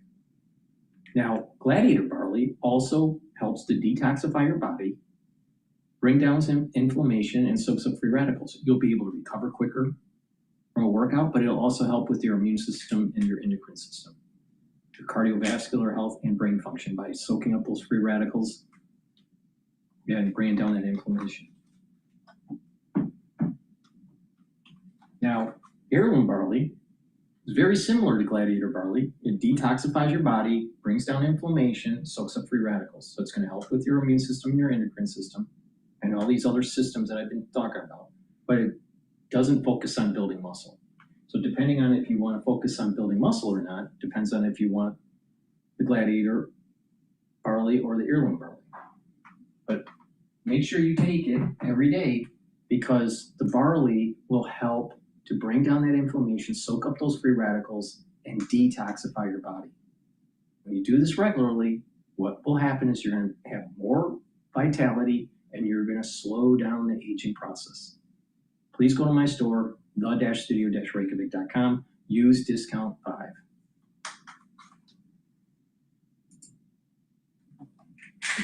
Not the end. Things keep getting worse. Check this out. What they are doing is the exact opposite. They are creating a calamity in New York's housing market. I just want to bring President Trump into this. What the mayor doesn't say is that these buildings will soon turn into ghettos and slums and that everybody will continue leaving New York. And as this spreads throughout the country, very much like an uncontrollable form of cancer, the country itself will be taken down. Yeah, but what he's talking about there is specific to the fact that you have private property ownership and they are putting rent controls in place and capping the ability of private owners to charge a certain amount. However, they are requiring them to modernize and upgrade the apartments. And so what has happened in New York for a number of years now is that these property owners are saying, we're not going to upgrade the apartment. We're not going to fill it. We'll take the tax write-off. Here's why that is. You've got these apartments that are so beat up and are so derelict because someone was living in them for decades and just moved out and they've got stabilized rents. Some are $500, some are $800, some are even less. Others can be around $1,000. The point is, these are places with a locked-in rent that is so low. If the landlord wants to rent the place out, they legally can't do it unless they pour hundreds of thousands of dollars into an apartment that will never earn hundreds of thousands of dollars. And there is no way around this. You can't take an apartment that requires $100,000 worth of work and tell the renter, hey, I'll rent it to you, but you have to go and pay for all the work yourself. That's not legal. That will get the landlord in a lot of trouble. They could even pay massive fines. There could be terrible repercussions. There is literally no way around this. There's no wiggle room, so these places just sit empty. And our friend Spencer Pratt in Los Angeles, he makes a great analogy here. He says, what if you were to take the frozen rent going on with apartments in New York and apply that to some other industry? And he gives the example here of hamburgers. Well, if hamburgers become a human right just like apartments. And let's say you cap the price at $4. Well, if you can't charge more than $4 to a hamburger, what type of hamburger do you think you're going to be getting if the costs to produce those hamburgers go up and up and up and up and up every single year? The wages, the insurance, the fees, the taxes on the business, if all that goes up, but you can only charge $4 a burger, that burger is going to shrink until it stops existing. There will be no burger. You're going to have the thinnest smash burgers on planet Earth. They are going to be like a sheet of paper. That's going to be your burger because there's just not going to be any money for the ingredients of the actual burger. But hey, it's a human right. You destroy any industry once you do this. But there's another problem. These buildings that are falling apart, landlords can't afford to fix them. Some of you in the comments have pointed out, oh, well, why don't they just sell the building to a developer? Well, you can go ahead and sell it to whoever you want. But they're still bound by the laws that made that building an absolute nightmare to own. Even if you sell that building to some of the richest people on planet Earth and they pour billions of dollars into it to fix it up, they're not going to be able to raise the rents. The law does not allow that. These places will always be rotting, decaying places that have potential that will forever be locked up because the law just does not allow it, making the entire housing crisis here much, much worse. And the only way out of this is for landlords to take these stabilized apartments if they become empty, and when the free market apartment next to them, above them, below them, or beneath them also becomes empty, to do some sort of combination, to build a staircase that combines the two units, to knock down a wall and make a couple of studios into a 1-bedroom or a 2-bedroom and then charge market rate. That's the only way out. Or the landlords can just wait. They can say, you know what? This building has existed for hundreds of years. Why am I going to put a tenant in one of these stabilized apartments and spend hundreds of thousands of dollars renovating it, knowing I will never get the money back, when in the future, the law could change? They're waiting to see if the laws change in some manner in New York. I don't know how they're going to. I don't know how long it's going to take. This might have to go all the way to the Supreme Court for something to happen, but if it does happen, people who didn't rent their apartments and lose money will be better off. Which brings us to the real reason we now have $5,000 plus rents everywhere else. Watch. So Mandani got elected to fix New York's housing affordability problems, but it's only gotten worse since he took office. New numbers show the median Manhattan rent has hit a new record high at just over $5,000 a month, up 7% from last year. So I don't know, maybe demonizing landlords is not a cure-all. I want to get a sharp opinion out of you today, Mike. So what do you think? We haven't had one yet. I'm undecided. I don't see it both ways, says Michael Lee. Of course this failed. Of course it did. Like, you're doubling down on stupid. All right? And like, it's more regulation, more government control has never, ever led to lower prices. Right? Like, what you have in New York is you have a supply problem, right? And that's caused by excess regulation. It's really hard to build here. It's really hard to develop. Right. So you can't build anything. And if you're going to terrify everybody who could build something by letting them know that if they build something, the city can come along and take it and claim it and rewrite the rule book after they've spent their billions, you're not going to get new apartments, and the apartments you have, those are not going to get fixed up. That's why the rents on places that are free market are extremely high. But there's another reason for that, because in order for this whole rent freeze to work the way the mayor wanted, another law had to get passed. And that law was called just cause eviction. And what just cause eviction does is it says if you live in a free market apartment, the landlord can charge whatever they want before you move in. But after you move in, if you pay your rent on time, the landlord is limited. In the free market apartments, they can only charge you a maximum of 10% increase on whatever your rent is, or 5% plus inflation, whatever happens to be lower. So even in the free market apartments, the rents are limited. Now, what does that do? That means that if you're a landlord and you have a free market apartment, you've got to do some math in your head. You've got to say, well, my average tenant stays for how long? 3 years, 4 years? Well, okay, if I need a certain amount of money every single month to break even after 4 years of having a tenant, I better jack up my rent to a certain level right now. So this has pushed rents up in advance, because once a person moves in, the rent increases are capped. And if rents are rising at, say, 15% on the open market, but once people move in, they're getting, 5, 7, 10% increases. The landlords have to play that game and raise rents even higher than they would if we were in a free market. Because if they don't do that, after just a couple of years, they're going to be underwater on their free market units. This is a total disaster. But there's another problem to all of this, because there's people who just had their rent frozen and they just ate cake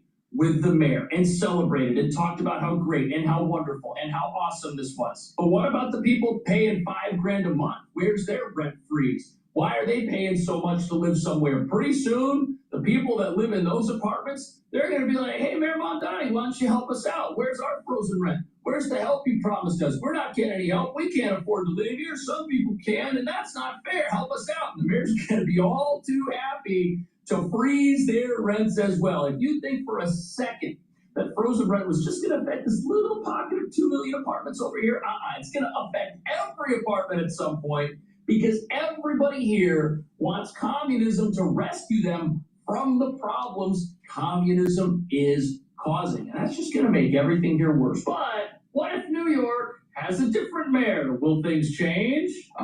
Listen, I'll say this about Mandani. He has pretty much said what he wanted to do. Like, if you listen to what he said before he's elected, I want to get as many socialists, communists elected, and take over. And that's what he's doing. It doesn't matter whether you hate ugly colonizing women. It doesn't matter if you founded a group at Columbia with the express point of overthrowing Western society. Right. You get elected. So I think scary is a fair word right now.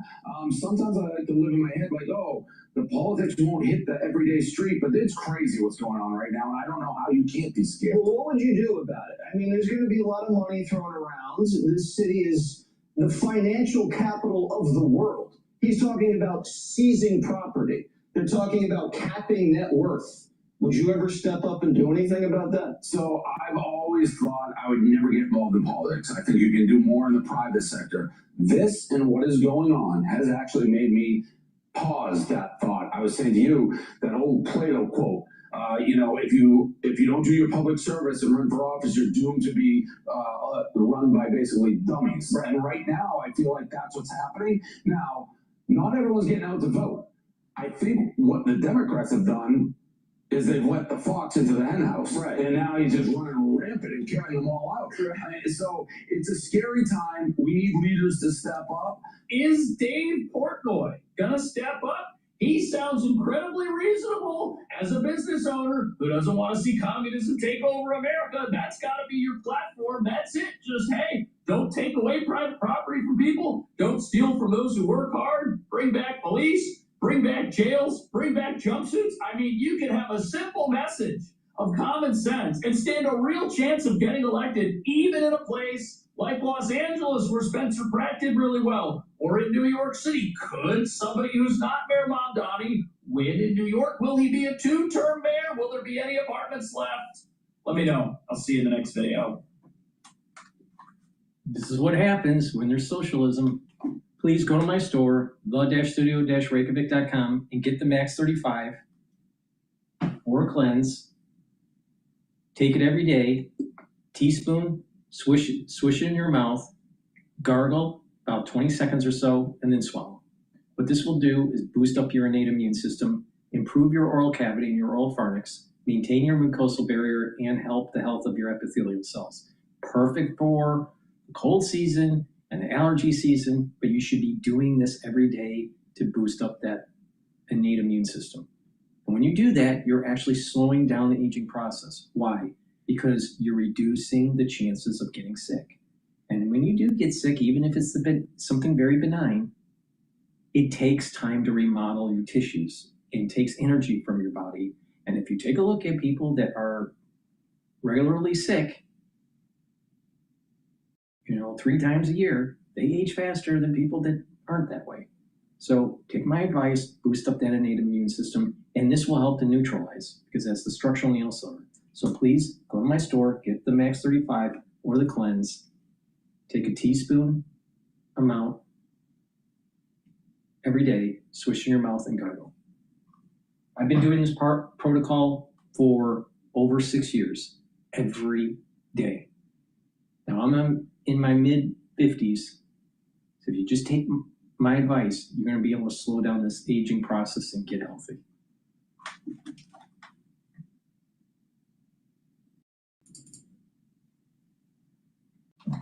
All right, thank you, Josh. Also breaking at this hour, the U.S. launching its second round of strikes in 24 hours in response to Iran firing on ships in the Strait of Hormuz. U.S. forces hit approximately 90 Iranian targets. Tehran responding by firing on American allies across the region. The back and forth attacks coming just weeks after a hard-fought deal to end this war. President Trump renewing his threat to, quote, finish the job. We just hit them very hard, and I'd say we hit them 20 to 1. Every time they hit us, we're going to hit them 20. And we did it last night. We did a little something today, but it was really retribution for last night. They hit actually 3 boats, not 2. And when they hit, we hit back much harder. Mike Tobin is reporting live out of Tel Aviv for us right now. Mike? And Chandra, Iran has been firing at its neighbors for the first time in this round of fighting. Hostile aircraft have entered Jordanian airspace. The Jordanians say they shot down some 8 missiles. U.S. Embassy staff there was ordered to shelter in place. No injuries. The U.S. hit multiple targets, including bridges on rail lines that the U.S. says were used by Iran to transport weapons. Those were hit. U.S. Central Command says some 90 different targets were taken out in Iran last night. 80 were hit the night before. Now, Iranian state media reported explosions in southern port cities. Explosions in Bashir, home to that massive nuclear power plant complex. The U.S. says the targets were on the coast. The power plant was not hit. We've got video of explosions in the port city, Khabakar. Iranian counterstrikes went into Kuwait, Qatar, Bahrain. Kuwait says they shot down 3 ballistic missiles, a cruise missile, and 10 drones. The Kuwaitis also say 1 person was hit by debris. President Trump says the Iranians have been calling him and want to make a deal. We've already won militarily. They have very little left. And they want to make a deal so badly. They called a little while ago, they want to make a deal so badly. I just don't know if they're worthy of making a deal. I don't know that they're going to honor the deal. That's the problem. The 6-day funeral for the late Grand Ayatollah Ali Khamenei is now in its final day. Mourners in the casket crossed into Iraq, the holy cities of Najaf and Karbala. They're back in Iran today with a burial for Khamenei planned in the town of Mashhad, where he was born, where he received his religious education. Iranian notables, even one general who was marked for death, all made an appearance at this funeral. The no-show is the new supreme leader, Mojtaba Khamenei. His security staff said security concerns are the reason he did not show up, but there's a lot of speculation that he was badly disfigured in this first round of fighting. Sandra, back to you. Got it. Mike Tobin with the update out of Tel Aviv for us. Mike, thank you. Sandra, over here on the board, we'll show you what we can here on the maps for what's happened this week. All right, you go back to Monday and Tuesday, July 6th and 7th. There were 3 different ships, 3 different vessels that were passing along this Oman coastline here, okay? And 3 of those were targeted by the Iranians, and that's what helped precipitate the U.S. response. So 2 nights back to back, we'll show you in a moment what they were going after the U.S. military was. But if you look at this, the U.S. strikes in July 7 and 8. And just looking at this map, this is the entire coastline, Persian Gulf, Strait of Hormuz. All these targets up to the border with Iraq have been now in the sights of the U.S. military. By the way, this is no small coastline. It's about 950 miles long. The comparable geography would be the coastline of California. That's how big of an area we're talking about. The Iranians, in turn, yet again have responded, hitting sites in Qatar. The Navy's 5th Fleet in Bahrain was a target as well. And here in Kuwait, where the U.S. Army has a big installation there, the Kuwaitis are saying last night 3 ballistic missiles they intercepted, 1 cruise missile, and 10 hostile drones from Iran hit overnight. Over here on the big board here. So from July 7 and July 8, this is what we're looking at in the Persian Gulf and what the U.S. military is trying to control. Swing on over here. Night number 1, 2 nights ago, you had 80 Iranian military targets in their sights. They include coastal radar sets that I showed you over there, some of these command and control networks and the anti-ship missile capabilities. Then last night, we had about 90 Iranian military targets, included a bridge in northeastern Iran, but primarily the similar sites here now, air defense systems, coastal surveillance assets, and these naval capabilities. There have been dozens of these small Iranian boats that have been taken out just this week alone. I'm going to bring in Dan Hoffman to join Sandra and me. And sir, good morning to you. Are we back at war?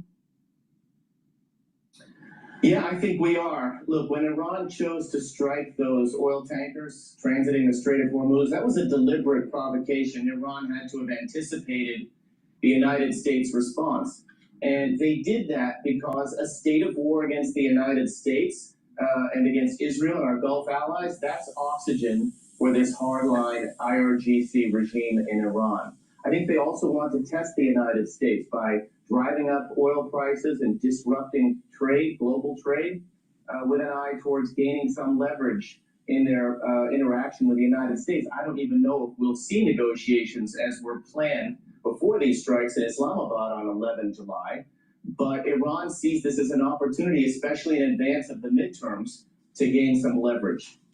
You know, Dan, this is a post from the Institute of the Study of War yesterday, late yesterday. Iran's behavior after the latest U.S. strikes indicates that the Iranian regime values control over the strait more than avoiding renewed escalation with the United States. To your point about us needing to keep the strait open and continuing to block Iran's oil exports, it seems to me what you're saying is this needs to be a continuous stop of any flow of money to Iran. It does. We gave Iran an economic enticement by allowing them to export oil at market prices for some time, and Iran made it clear that they were not interested in negotiating in good faith. In fact, as successful as our kinetic strikes have been, we have not induced a change in the regime's behavior. Now, we changed the regime by launching decapitation strikes, and I'm sure that those potentially are on the table again, further decapitation strikes. If these guys don't want to negotiate, maybe the next round of leaders will. But I think that's at the heart of it, Sandra, that we need to ensure that the Strait of Hormuz is open, that we're doing that independently, while simultaneously blockading Iran from exporting oil. Okay, let's take it a step deeper. Wall Street Journal editorial board, Trump tells the truth about Iran. He's right that Iran's regime has been wasting his time. It's the best in the world at that. 20 days in the memorandum of understanding, 6-day negotiation period, nuclear talks have hardly begun. Dan, we saw a different side of this president when he was in Turkey. Okay, now, a couple times, he mentioned willingly, he almost offered it to the reporters in the room, that he is Iran's #1 target. There's one time that he said that. Watch it. I'm #1 on the kill list for Iran. They're lovely people. I'm #1, so I don't know. I can't tell you that, but I don't really care because I'm doing my job and I'm doing it, I hope, better than anybody's ever done it. Are you aware of any credible threat by Iran against your homeland? I'm #1 on their list before you. But if I go, you go. Right? Well, there's So perhaps somebody want to change professions. Dan, what's the psychology here? When I heard the president say that, it reminded me of my days at CIA when we used to brief senior U.S. officials on real threats to them. And that would have been the result of CIA human intelligence or signals intelligence, credible threats that required us to take countermeasures. And I think you saw the president, his security team, make the decision that they would fly back on the old Air Force One. Reportedly, that aircraft has enhanced security that the new Air Force One does not. So I clearly think this is part of the president's calculus. He's probably been told about some credible threats. And I'm thinking that he's probably divesting these concerns he has, personal concerns, from U.S. foreign policy. He's still trying to ensure that we get a better deal than the JCPOA. Now, whether that's through negotiation or through kinetic strikes remains to be seen. I think he's probably leaning towards military action to get us there as opposed to the negotiating table. Dan, appreciate your analysis as always. Thank you. Thank you, Dan. All right. Be sure to like and subscribe for all the Fox News latest on YouTube and catch full shows streaming.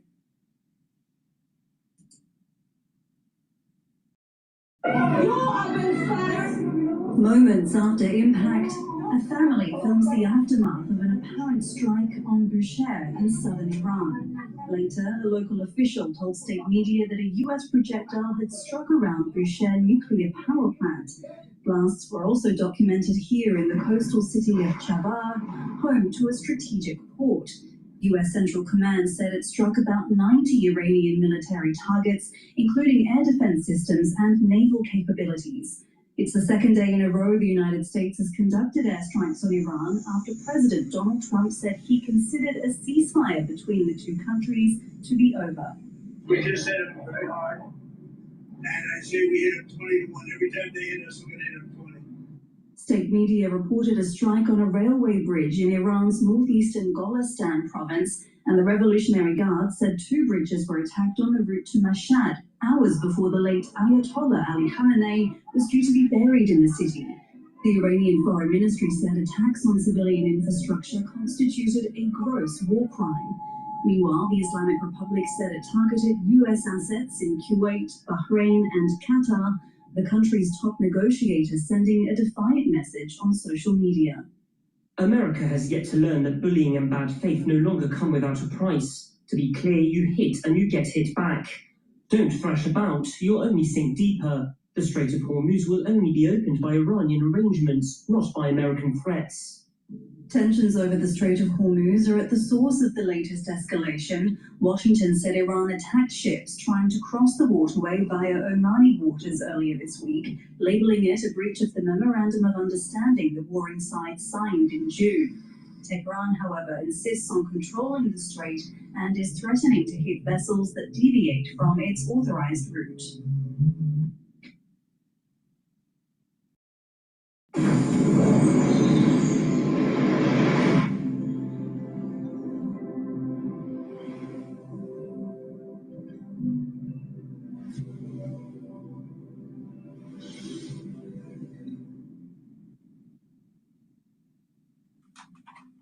Do you still schedule employees like this or like this? Try building the work schedule with When I Work. Get it done in minutes. Share it with your team. Please go to my store, the-studio-reykjavik.com, and get the C60. You can get it in a 2-ounce, a 4-ounce, or an 8-ounce configuration. This is a very potent antioxidant that will help to slow down the aging process. You can get it in MCT coconut oil, avocado oil, or extra virgin olive oil. But C60 is a great way to slow down the aging process and soak up those free radicals. So your tissues will perform better. Your cells will perform better. Your mitochondria in the cells will be healthier, and you'll have more energy. You'll also notice that at the basal layer for your skin will improve, and that your skin over time will be youthful, especially if you stack it with the resveratrol. Now, C60 will also help with your immune system and endocrine system, brain function, because it'll help the health of the neurons, and vascular system by reducing the concentrations of oxidized LDL. If you soak up free radicals, you have less oxidized LDL. Therefore, you have less plaque formation. Please go to my store, take a teaspoon a day, every day, of C60. You can get it in a 2-ounce, a 4-ounce, or an 8-ounce configuration. It is cheaper per ounce to get the higher ounce configuration, so you save some money. But take a teaspoon a day, every day. I've been doing this for over 10 years. Over 10 years, every day, a teaspoon a day. Please go to my store, the-studio-reykjavik.com.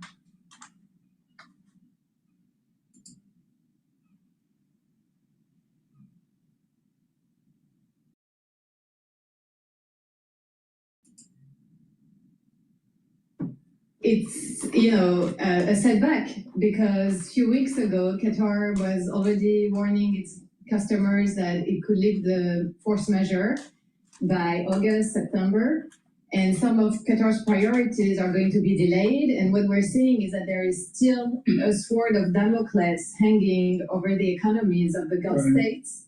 And those kind of repeated cycles of conflict are going to damage the confidence for their customers and investors. Mrs. King just emailed in surveillance correction. Okay. I said Qatar, and it is Qatar. Like I Qatar. don't know. It's Qatar. All right. Qatar. Leslie's correct. Mrs. King's correct. I'm wrong. What a shock. So, Leslie, I know in a recent research note, you kind of lay out 3 scenarios for the war with Iran, and I'll summarize them. Comprehensive peace, back to war, and your scenario number 1, which is no war, no peace, which is kind of where we seem to be. If that's in fact the case, where we have ongoing discussions, ongoing skirmishes, what's that do to the global energy market? So it creates a lot of uncertainties, when you look at demand, supply, demand balances, and prices are going to remain volatile. we've seen already, for gas, LNG, gas prices, JKM, TTF going back up yesterday and the day before with the series of attacks. So it's a lot of uncertainties. However, we've seen that following the short MOU that we've had so far, prices have come down, market has relaxed. And so it's kind of, the market restores its confidence pretty fast. Yeah. When you look at your world of natural gas and LNG, do you say that over time they can solve Hormuz just with pipelines, infrastructure, doing it the old way? So I think it's easier to do for the oil side. And last time I was here, I mentioned, peak Hormuz, maybe, Iran has used its stronger card, once and for all. On the LNG side, it's more complicated for the UAE and Qatar. You just can't do it. There are not that many alternatives. There is a small pipeline from Qatar to the UAE, but it never wanted to be expanded. And however, those companies, those countries are going to look for diversification of their portfolio, buying equity stakes and having supply elsewhere out of the strait. But for now, for their molecules inside the strait, things are very complicated.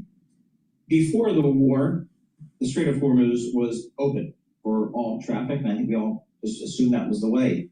We can't make that assumption anymore, can we? I mean, going forward, I don't think we can ever, if I'm an insurer, I'm never going to consider the Strait of Hormuz completely safe like I did before the war. How does that impact, A, is that true? And B, how does that impact kind of getting molecules out of there? Yeah.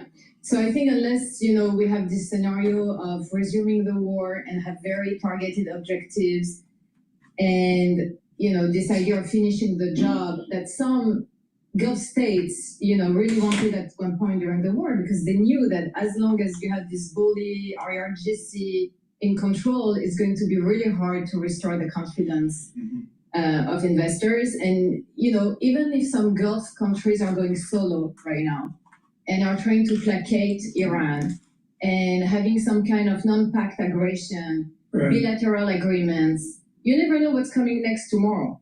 We know from history that those non-aggression pact never lasts. Just one final question. Where does the LNG from the Persian Gulf go? I think our audience perceives the oil goes around India, goes through the Straits of Malacca to Asia. Same thing with their LNG? So about 70% of Qatari LNG is heading to Asia, about 25% to China.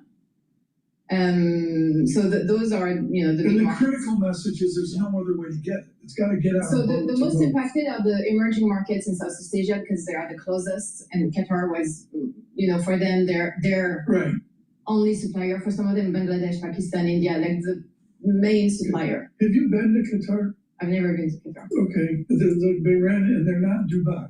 Dubai's been really quiet the last couple of days. Yeah. This is up the Persian Gulf. But I think Qatar suffered, from what all the reporting, actually some serious damage. So the President of the United States says we're going to get rid of Karj Island. We're going to take over Karj Island, this island off Iran up by Kuwait and Iraq. How do you respond to that as an expert?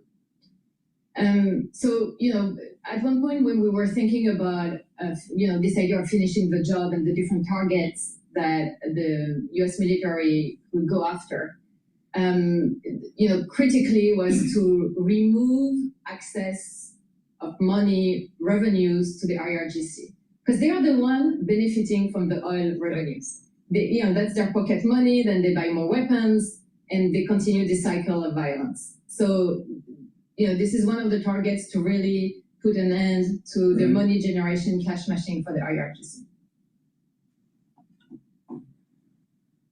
I'm Hidden Choi, the benefit of working.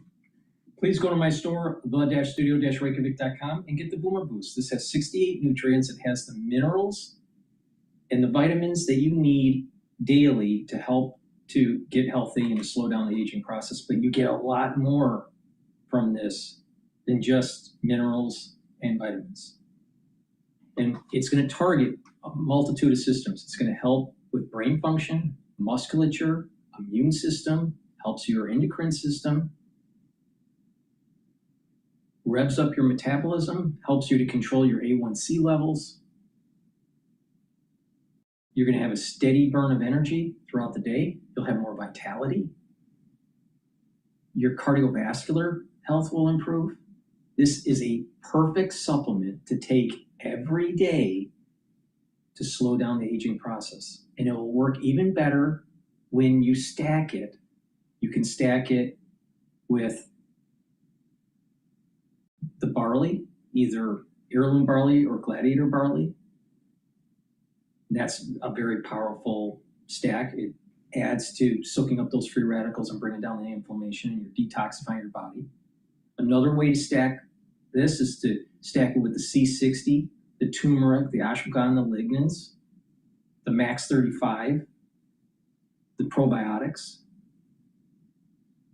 And if you notice, what's the philosophy of slowing down the aging process? Bringing down inflammation, soaking up free radicals, and boosting up your energy levels. Why? Because when you get older, your energy levels go down, your immune system gets weaker, your endocrine system is disrupted, you start having tissues that aren't performing as well. And when you do that stack that I just mentioned, or stacks, because there's a lot of ways that you can do this, and you apply a holistic approach, proper diet and exercise, proper sleep, learn new things, have some spirituality in your life or mindfulness to get into parasympathetic mode, drink filtered water, stay away from sugary foods and processed foods. And what you will notice is that you're slowing down the aging process and reducing the methylation of your genes. And when you do that, you will slowly have your body get back into shape and back into homeostasis, and you will be aging slower. Now, I'm in my mid-50s, and I've been doing this for a very long time, and I've been able to tweak it based on new things that have come to the market, and my understanding of geriatric medicine and my understanding of sports medicine. If you take my advice, it will work, but you have to do it. You can't just listen, you just can't, you got to do it. So please go to my store, get the Boomer Boost, and stack it accordingly. Another great supplement that I have to help with your skin, nails, hair, musculature, bone density, and joints is to take the collagen. It's very high quality, and if you want to improve your skin's dermal layer, take this collagen and the vitamin C and magnesium supplement. Drink filtered water. That water and the vitamin C with the collagen will cross-link and improve your dermal layer. And you'll start to look younger. Now, if you do this protocol regularly, you will get further benefits of skincare. Use the structural nanosilver gel as a topical to improve the top of your skin. Use the collagen and the vitamin C with the filtered water to improve your dermal layer, and use the C60 and the resveratrol to improve your basal layer. And when you do that regularly, you'll notice that your skin's improving. Please go to my store, the-studio-reykjavik.com, and get the collagen. And again, this helps to also rebuild joints. For example, if you have arthritis or a sports injury. So it's dual purpose. Please go to my store, the-studio-reykjavik.com. Use discount 5, save some money.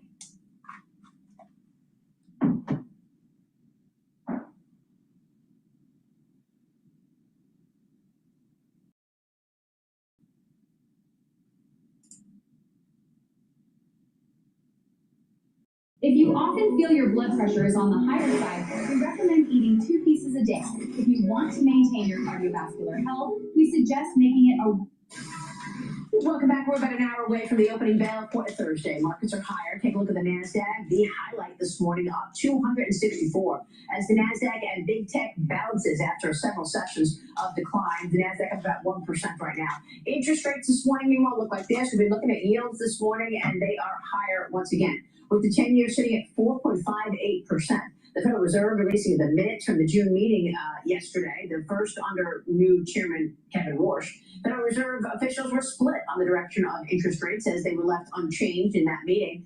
Warsh called the debate a family fight. The dot plot is suggesting a rate hike this year, followed by rate cuts over the following 2 years. We've got key inflation data also out next week. The June Consumer Price Index is out on Tuesday, and the June Producer Price Index is out on Wednesday. Joining us now is Macro Maven's president, Stephanie Pomboy. Stephanie, great to see you. Thank you so much for being here this morning. I want to get your assessment of what you heard out of the minutes from the Fed and your outlook for next week's inflation data. Well, thank you for having me, Maria. I think the minutes of the Fed were not terribly surprising, given what we heard from the comments immediately after the meeting. Clearly, some kind of split view on the inflation outlook, although it seemed pretty clear that they were inclined to look through the current inflation uptick as really an energy-driven phenomenon, and that was going to dissipate. And obviously, the events of the last 24 hours have probably changed that calculus somewhat. And the Fed did go to great lengths, at least in this conversation they had around the table, to point out their concerns about inflation expectations becoming entrenched, because the Fed has allowed inflation to run above its target for so many years post-COVID that, people are starting to lose confidence that they're ever going to actually get it back down to 2%. So all that being said, I think it's highly unlikely that the Fed actually raises rates this year. If anything, their stance right now is accommodative, because in the background, their balance sheet is expanding to the tune of roughly $600 billion a year. So they're doing QE, even though they're not calling it QE. So, the notion that they would raise rates on one side and expand the balance sheet on the other is actually the exact inverse of what Kevin Warsh suggested he wanted to do, which was lower rates and shrink the balance sheet. So, all in all, I think probably Fed policy on hold for the time being. For the rest of the year. I think I agree with that, actually. Tiana, what do you think?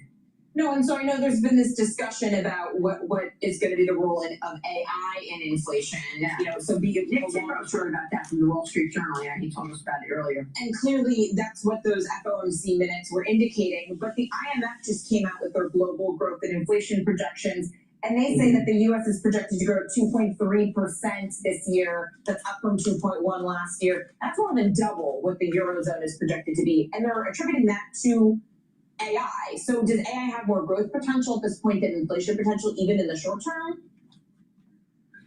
Well, it's an open question. I guess we'll find out during this earnings season whether we're actually beginning to reap the productivity benefits that AI has promised, and I think analysts will be very carefully scrutinizing those earnings reports from the likes of Amazon, Meta, Google, et cetera, to see if they're actually slowing down those productivity benefits. But, one presumes it would take a while for that to materialize, and that in the near term, the increase, the stimulative aspect of CapEx to growth would be more inflationary. And in fact, next week, Maria, with the inflation numbers, the PPI is still expected to run, 0.4%. Which is a solid, 4.8% annual rate. So the PPI is now running ahead of, that's input prices are running ahead of consumer prices, which reflects this demand for, CapEx materials related to CapEx, et cetera. Which I think is important to identify, because that means that the producers are eating the cost. And so far, they haven't passed it on to the consumer, because the CPI is not keeping up with the PPI. But let's get to the jobless claims. The data is just hitting the tape, and Cheryl Casoni has it. Cheryl, that is better than expected. More signs that we've got a very stable, maybe strong jobs market. I think it's fair to say that 215,000 less than expected. The expectation was 218, continuing 1.814 million. The expectation was above that, 1.815 million. Also, the 4-week moving average is moving down. That is a positive. We're averaging about 92,000 jobs created each month, Maria. On a broader story here, we had net losses last year for jobs. So again, this low fire environment is what we're seeing. Again, these numbers back that up once again. And to your point with Stephanie about an accommodated Fed, employment is one of their 2 mandates at the Federal Reserve. And right now, the data looks fairly stable, Maria. The Social Security Trust published a report noting that Social Security benefits will need to be reduced by 25% by 2029 as funds are being depleted that obviously has a real impact on deficits. And I want to get your take on the broader issue. Cheryl, thank you for that. We haven't seen a big move in the markets after the continued jobless claims and the jobless claims numbers that you had just reported. Cheryl, your reaction, Stephanie? Well, I think to describe the labor market as stable is probably the best descriptor. You know, we had another very kind of murky payroll report in terms of the payroll number.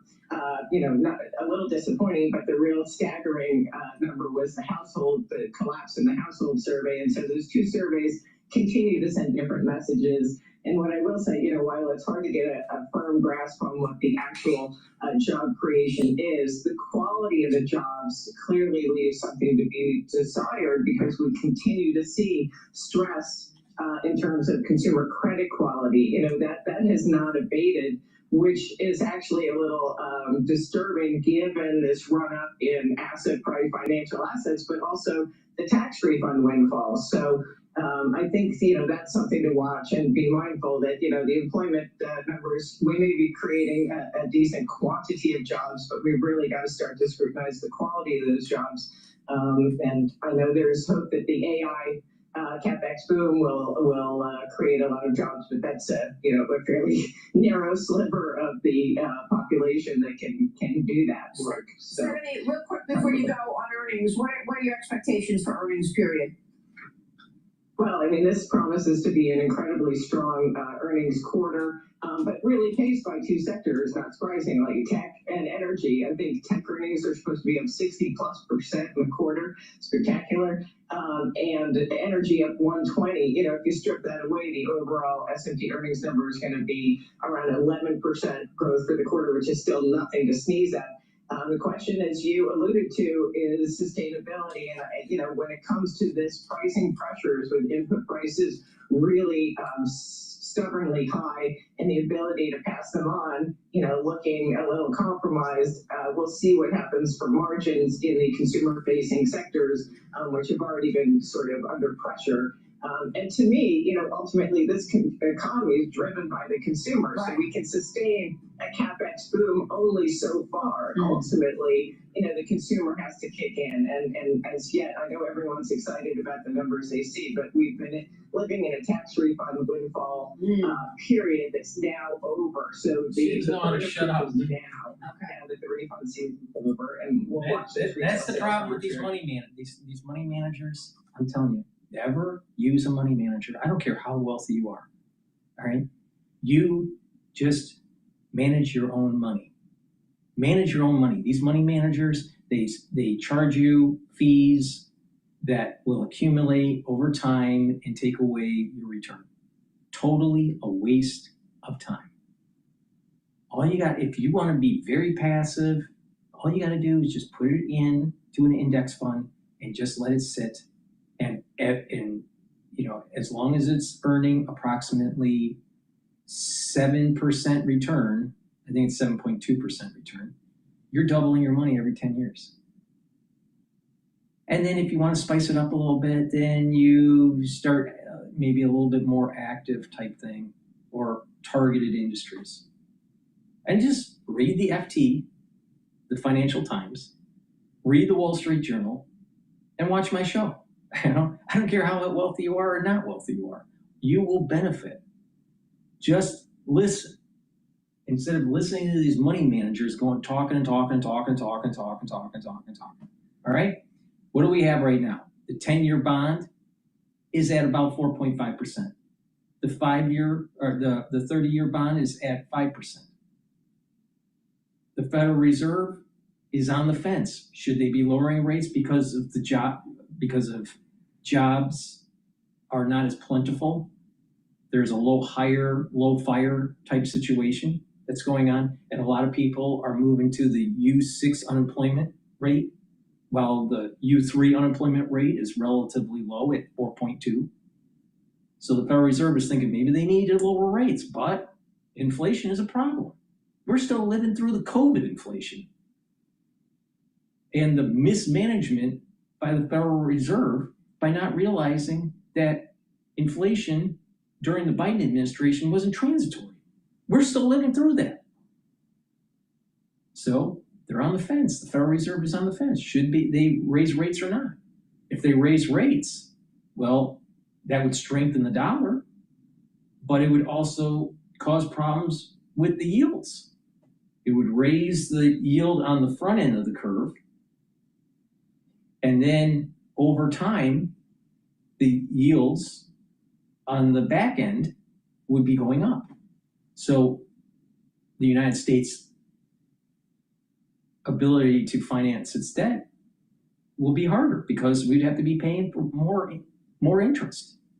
So the 30-year might go to 5.25, maybe even 5.50. And the 10-year may approach 4.75. Maybe even inch to maybe 4.9.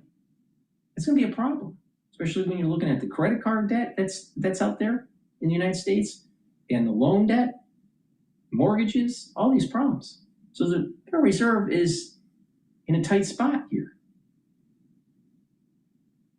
Then you add in the structural problems that may be taking place with AI, with jobs. No one knows.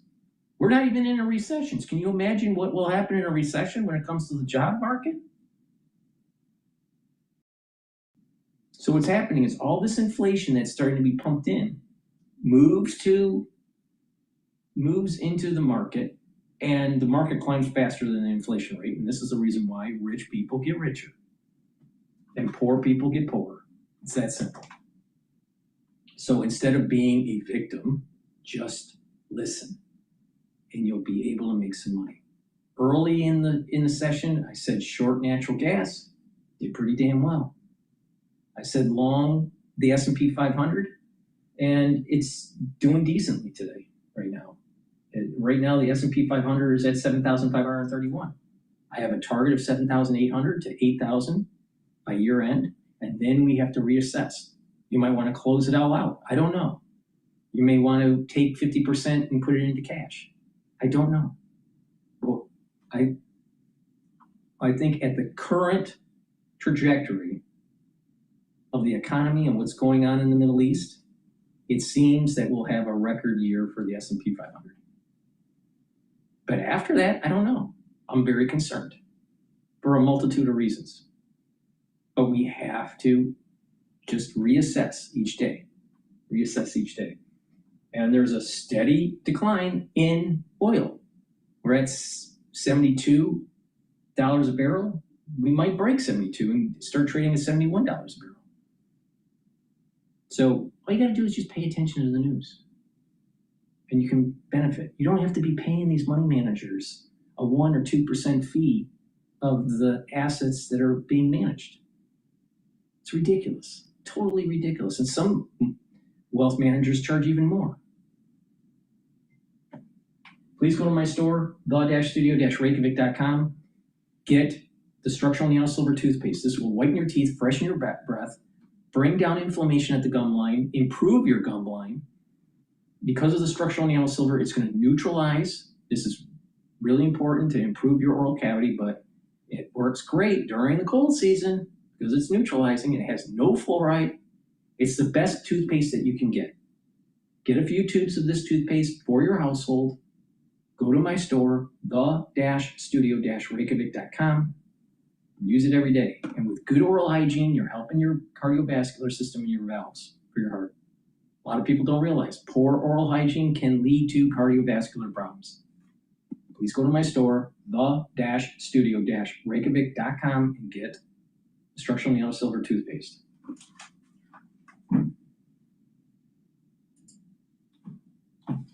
End of the market day. Get ahead of tomorrow's trading with the close. Weekdays on Bloomberg. Context changes everything.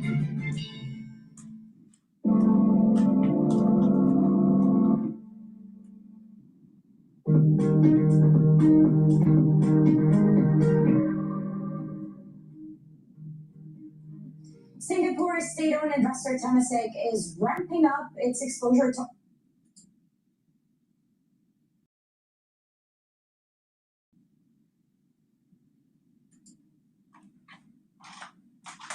Let's bring in MS Now senior national security reporter David Rode and Hagar Shamali, former spokesperson for the U.S. mission to the UN.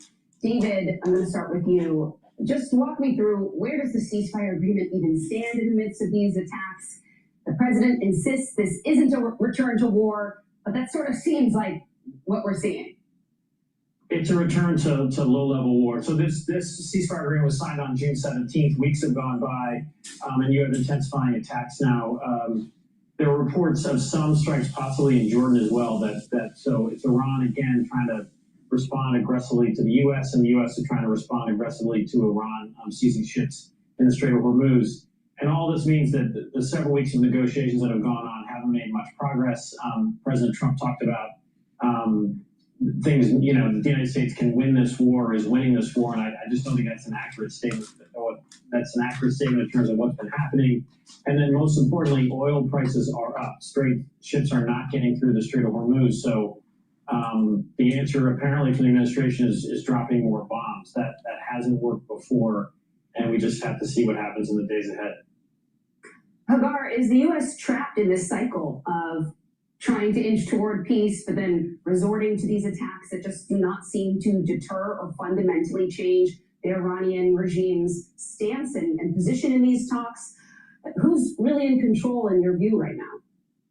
Sure, Antonio, well, it's complicated, to be honest with you, and it's going to remain that way for the foreseeable future as long as the regime remains in place. So you're going to see this kind of up and down, this volatility for a while. And the reason is that you have a few things playing out here. On one hand, the Iranian regime is overplaying its hand. They think that they are winning. They think that the fact that they survived means that they stand tall. And so that grandeur makes them feel that they can still squeeze out more out of the MOU, that there's more to squeeze out of the deal. And to be honest with you, that's not really surprising given how the Iranian regime negotiates. They negotiate like terrorists.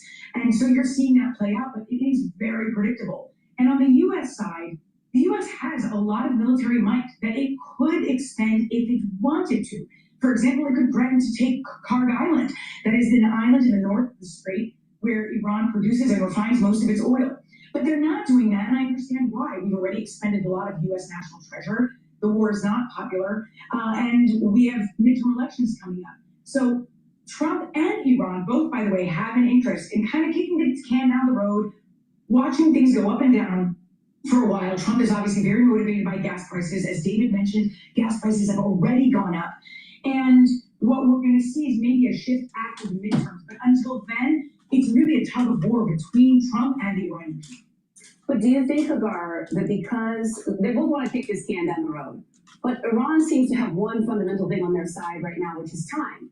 Trump has to think about these midterm elections. He has a democratic political process, and he has people he has to respond to, polls that he's concerned about. The Iranian leaders, they don't have to worry about any of that stuff. They're not worried about how the people they sort of lord over feel about this whole situation and may punish them for it in the future. And does that sort of benefit of time and the sort of top-down leadership there mean that they, in fact, do have the cards?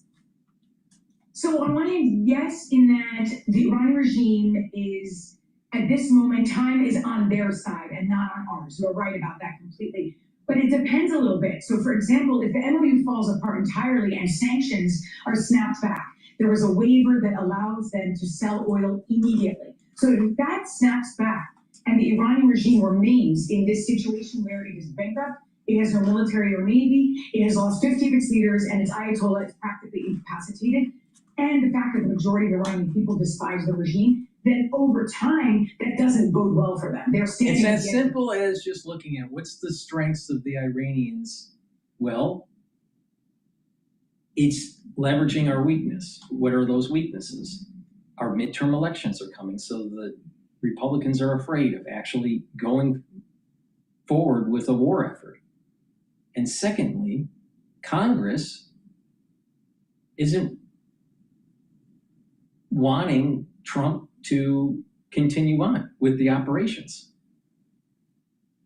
So there is a question of legality in terms of executing further in Iran. Now, what is the weakness of Iran? They need money. And how do they get that money? by giving back the assets that were commandeered and frozen, and also allowing them to sell on the open market. So there's weaknesses to both, but in terms of military prowess, it's the United States. But we're somewhat one hand tied behind our back and can't really fight because of Congress, because Trump is afraid, and because of the midterm elections.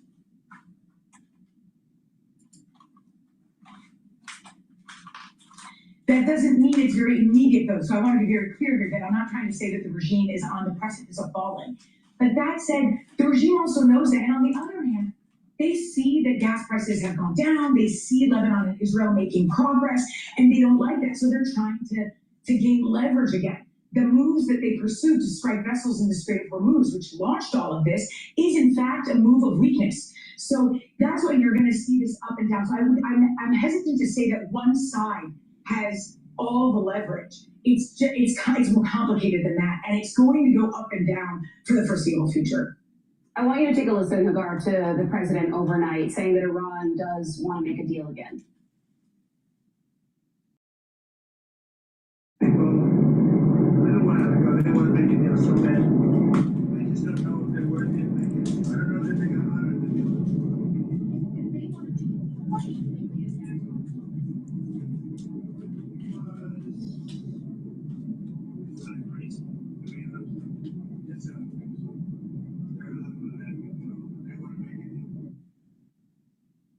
Do you believe that they called the president that they want to make a deal? No. It seems at this point like we've been in this cycle over and over and over again. That's right. Where this cycle is like Groundhog Day. No, I don't. But I mean, maybe they called them. I have no idea. But I do not believe that they want to make a deal at all. I think that they want to buy as much time as they can and survive Trump out in the hopes that the next American president is more lenient toward Iran. Because as you said earlier, time is on their side, and it allows them only to rebuild, rearm, re-strategize, repress their citizens even further. That's the biggest losers in this are the Iranian people, by the way. So no, this is why I've been saying throughout these many shows that Trump failed. Within that first 3 weeks, we should have gone much harder and leveled Tehran, took Karg Island, leveled the islands that are north of the strait, commandeer them, control the strait, and destroy the IRGC. And that would take boots on the ground. Trump had the chance to do it, and he failed. He thought that he was going to be able to negotiate, shoot bombs and negotiate. And the Iranians, they're too smart for that. You got to kill them. There's no other way. No other way. So he's kicked the can down the road for either real operations to take place after the midterms or another president having to solve the problem later down the road. And it's going to cost more, and they're going to be able to reconstitute. Stupid. Trump failed this whole Iranian thing. The whole war was a failure. But I don't think they actually want to deal. They might want to do something just to buy themselves time, but it won't take them very long to break that deal. And President Trump, by the way, seems to know that. David, on his way back from the NATO summit, President Trump flew to a U.S. base in the United Kingdom to swap out his Qatari Force One and to go back to the original plane, it seemed. And I want you to take a listen to him answering questions from reporters about this. Do you think it wasn't a security concern? Except we sent it a little early. Same line. We sent it a little bit early so that we could let them see the base. The whole base came out. So David, you've done some reporting around this. What was behind the switcheroo? Yeah, so along with our colleagues, with Carol Lennig and Priya Sridhar and Ken Delaney, we all heard versions of. This was actually an issue with the security of the new plane. This is the Qatari jet that was gifted to the president by the ruler of Qatar. And the issue was that the Secret Service recommended that that plane not be used. By the time President Trump took off from Turkey, U.S. airstrikes were beginning or going to begin. And the new plane apparently doesn't have the secure communication system that the old plane had. And it also doesn't have the sort of air defense systems that the old plane had. So that's why he took the old Air Force One, which the presidents have been using for years, back to the UK. And then once he landed in the UK, he switched from that onto the new Air Force One, the Qatari jet. But this is just an example of what experts warned us from the beginning, that this new plane was going to cost a lot of money to retrofit it, and that it also didn't have a lot of these systems that are in the existing Air Force Ones, and that, you know, it's a better looking, I guess, new plane, but this showed how important it is to have communications and mostly have the safety of the president when the U.S. is at war with Iran. Yeah, when this story broke about the prospect of the plane, this was basically the first thing that experts warned all of us at MS Now, David Rode and Hagar. The probability that them knocking out Air Force One is really small. I'm not too worried about it. Please go to my store, the-studio-reykjavik.com. Get the Renew, which is a structural nano silver gel in a quick dispenser, or in the tube form. You use it the same way. You can apply it on your skin daily. You can put it on a cut, an abrasion, or a minor burn to help heal it quicker. You can use it during the cold season and the allergy season. Lightly coat your nostrils. It stays active for 5.5 hours, and it'll help to neutralize. Please go to my store, the-studio-reykjavik.com. Get the Renew or the structural nano silver gel in the tube form. That's the end of my broadcast. Please share the links and ask your social media to follow me. I greatly appreciate it. And get the great products that I offer. And if you've been listening to me today, you would have made some money. You would have made money in longing the S&P 500 and shorting natural gas. And I stated this at the very beginning of the broadcast. So with that, thank you for listening and watching. I do live streams on Rumble, YouTube, and on my website, the-studio-reykjavik.com. Thank you for listening and have a nice day.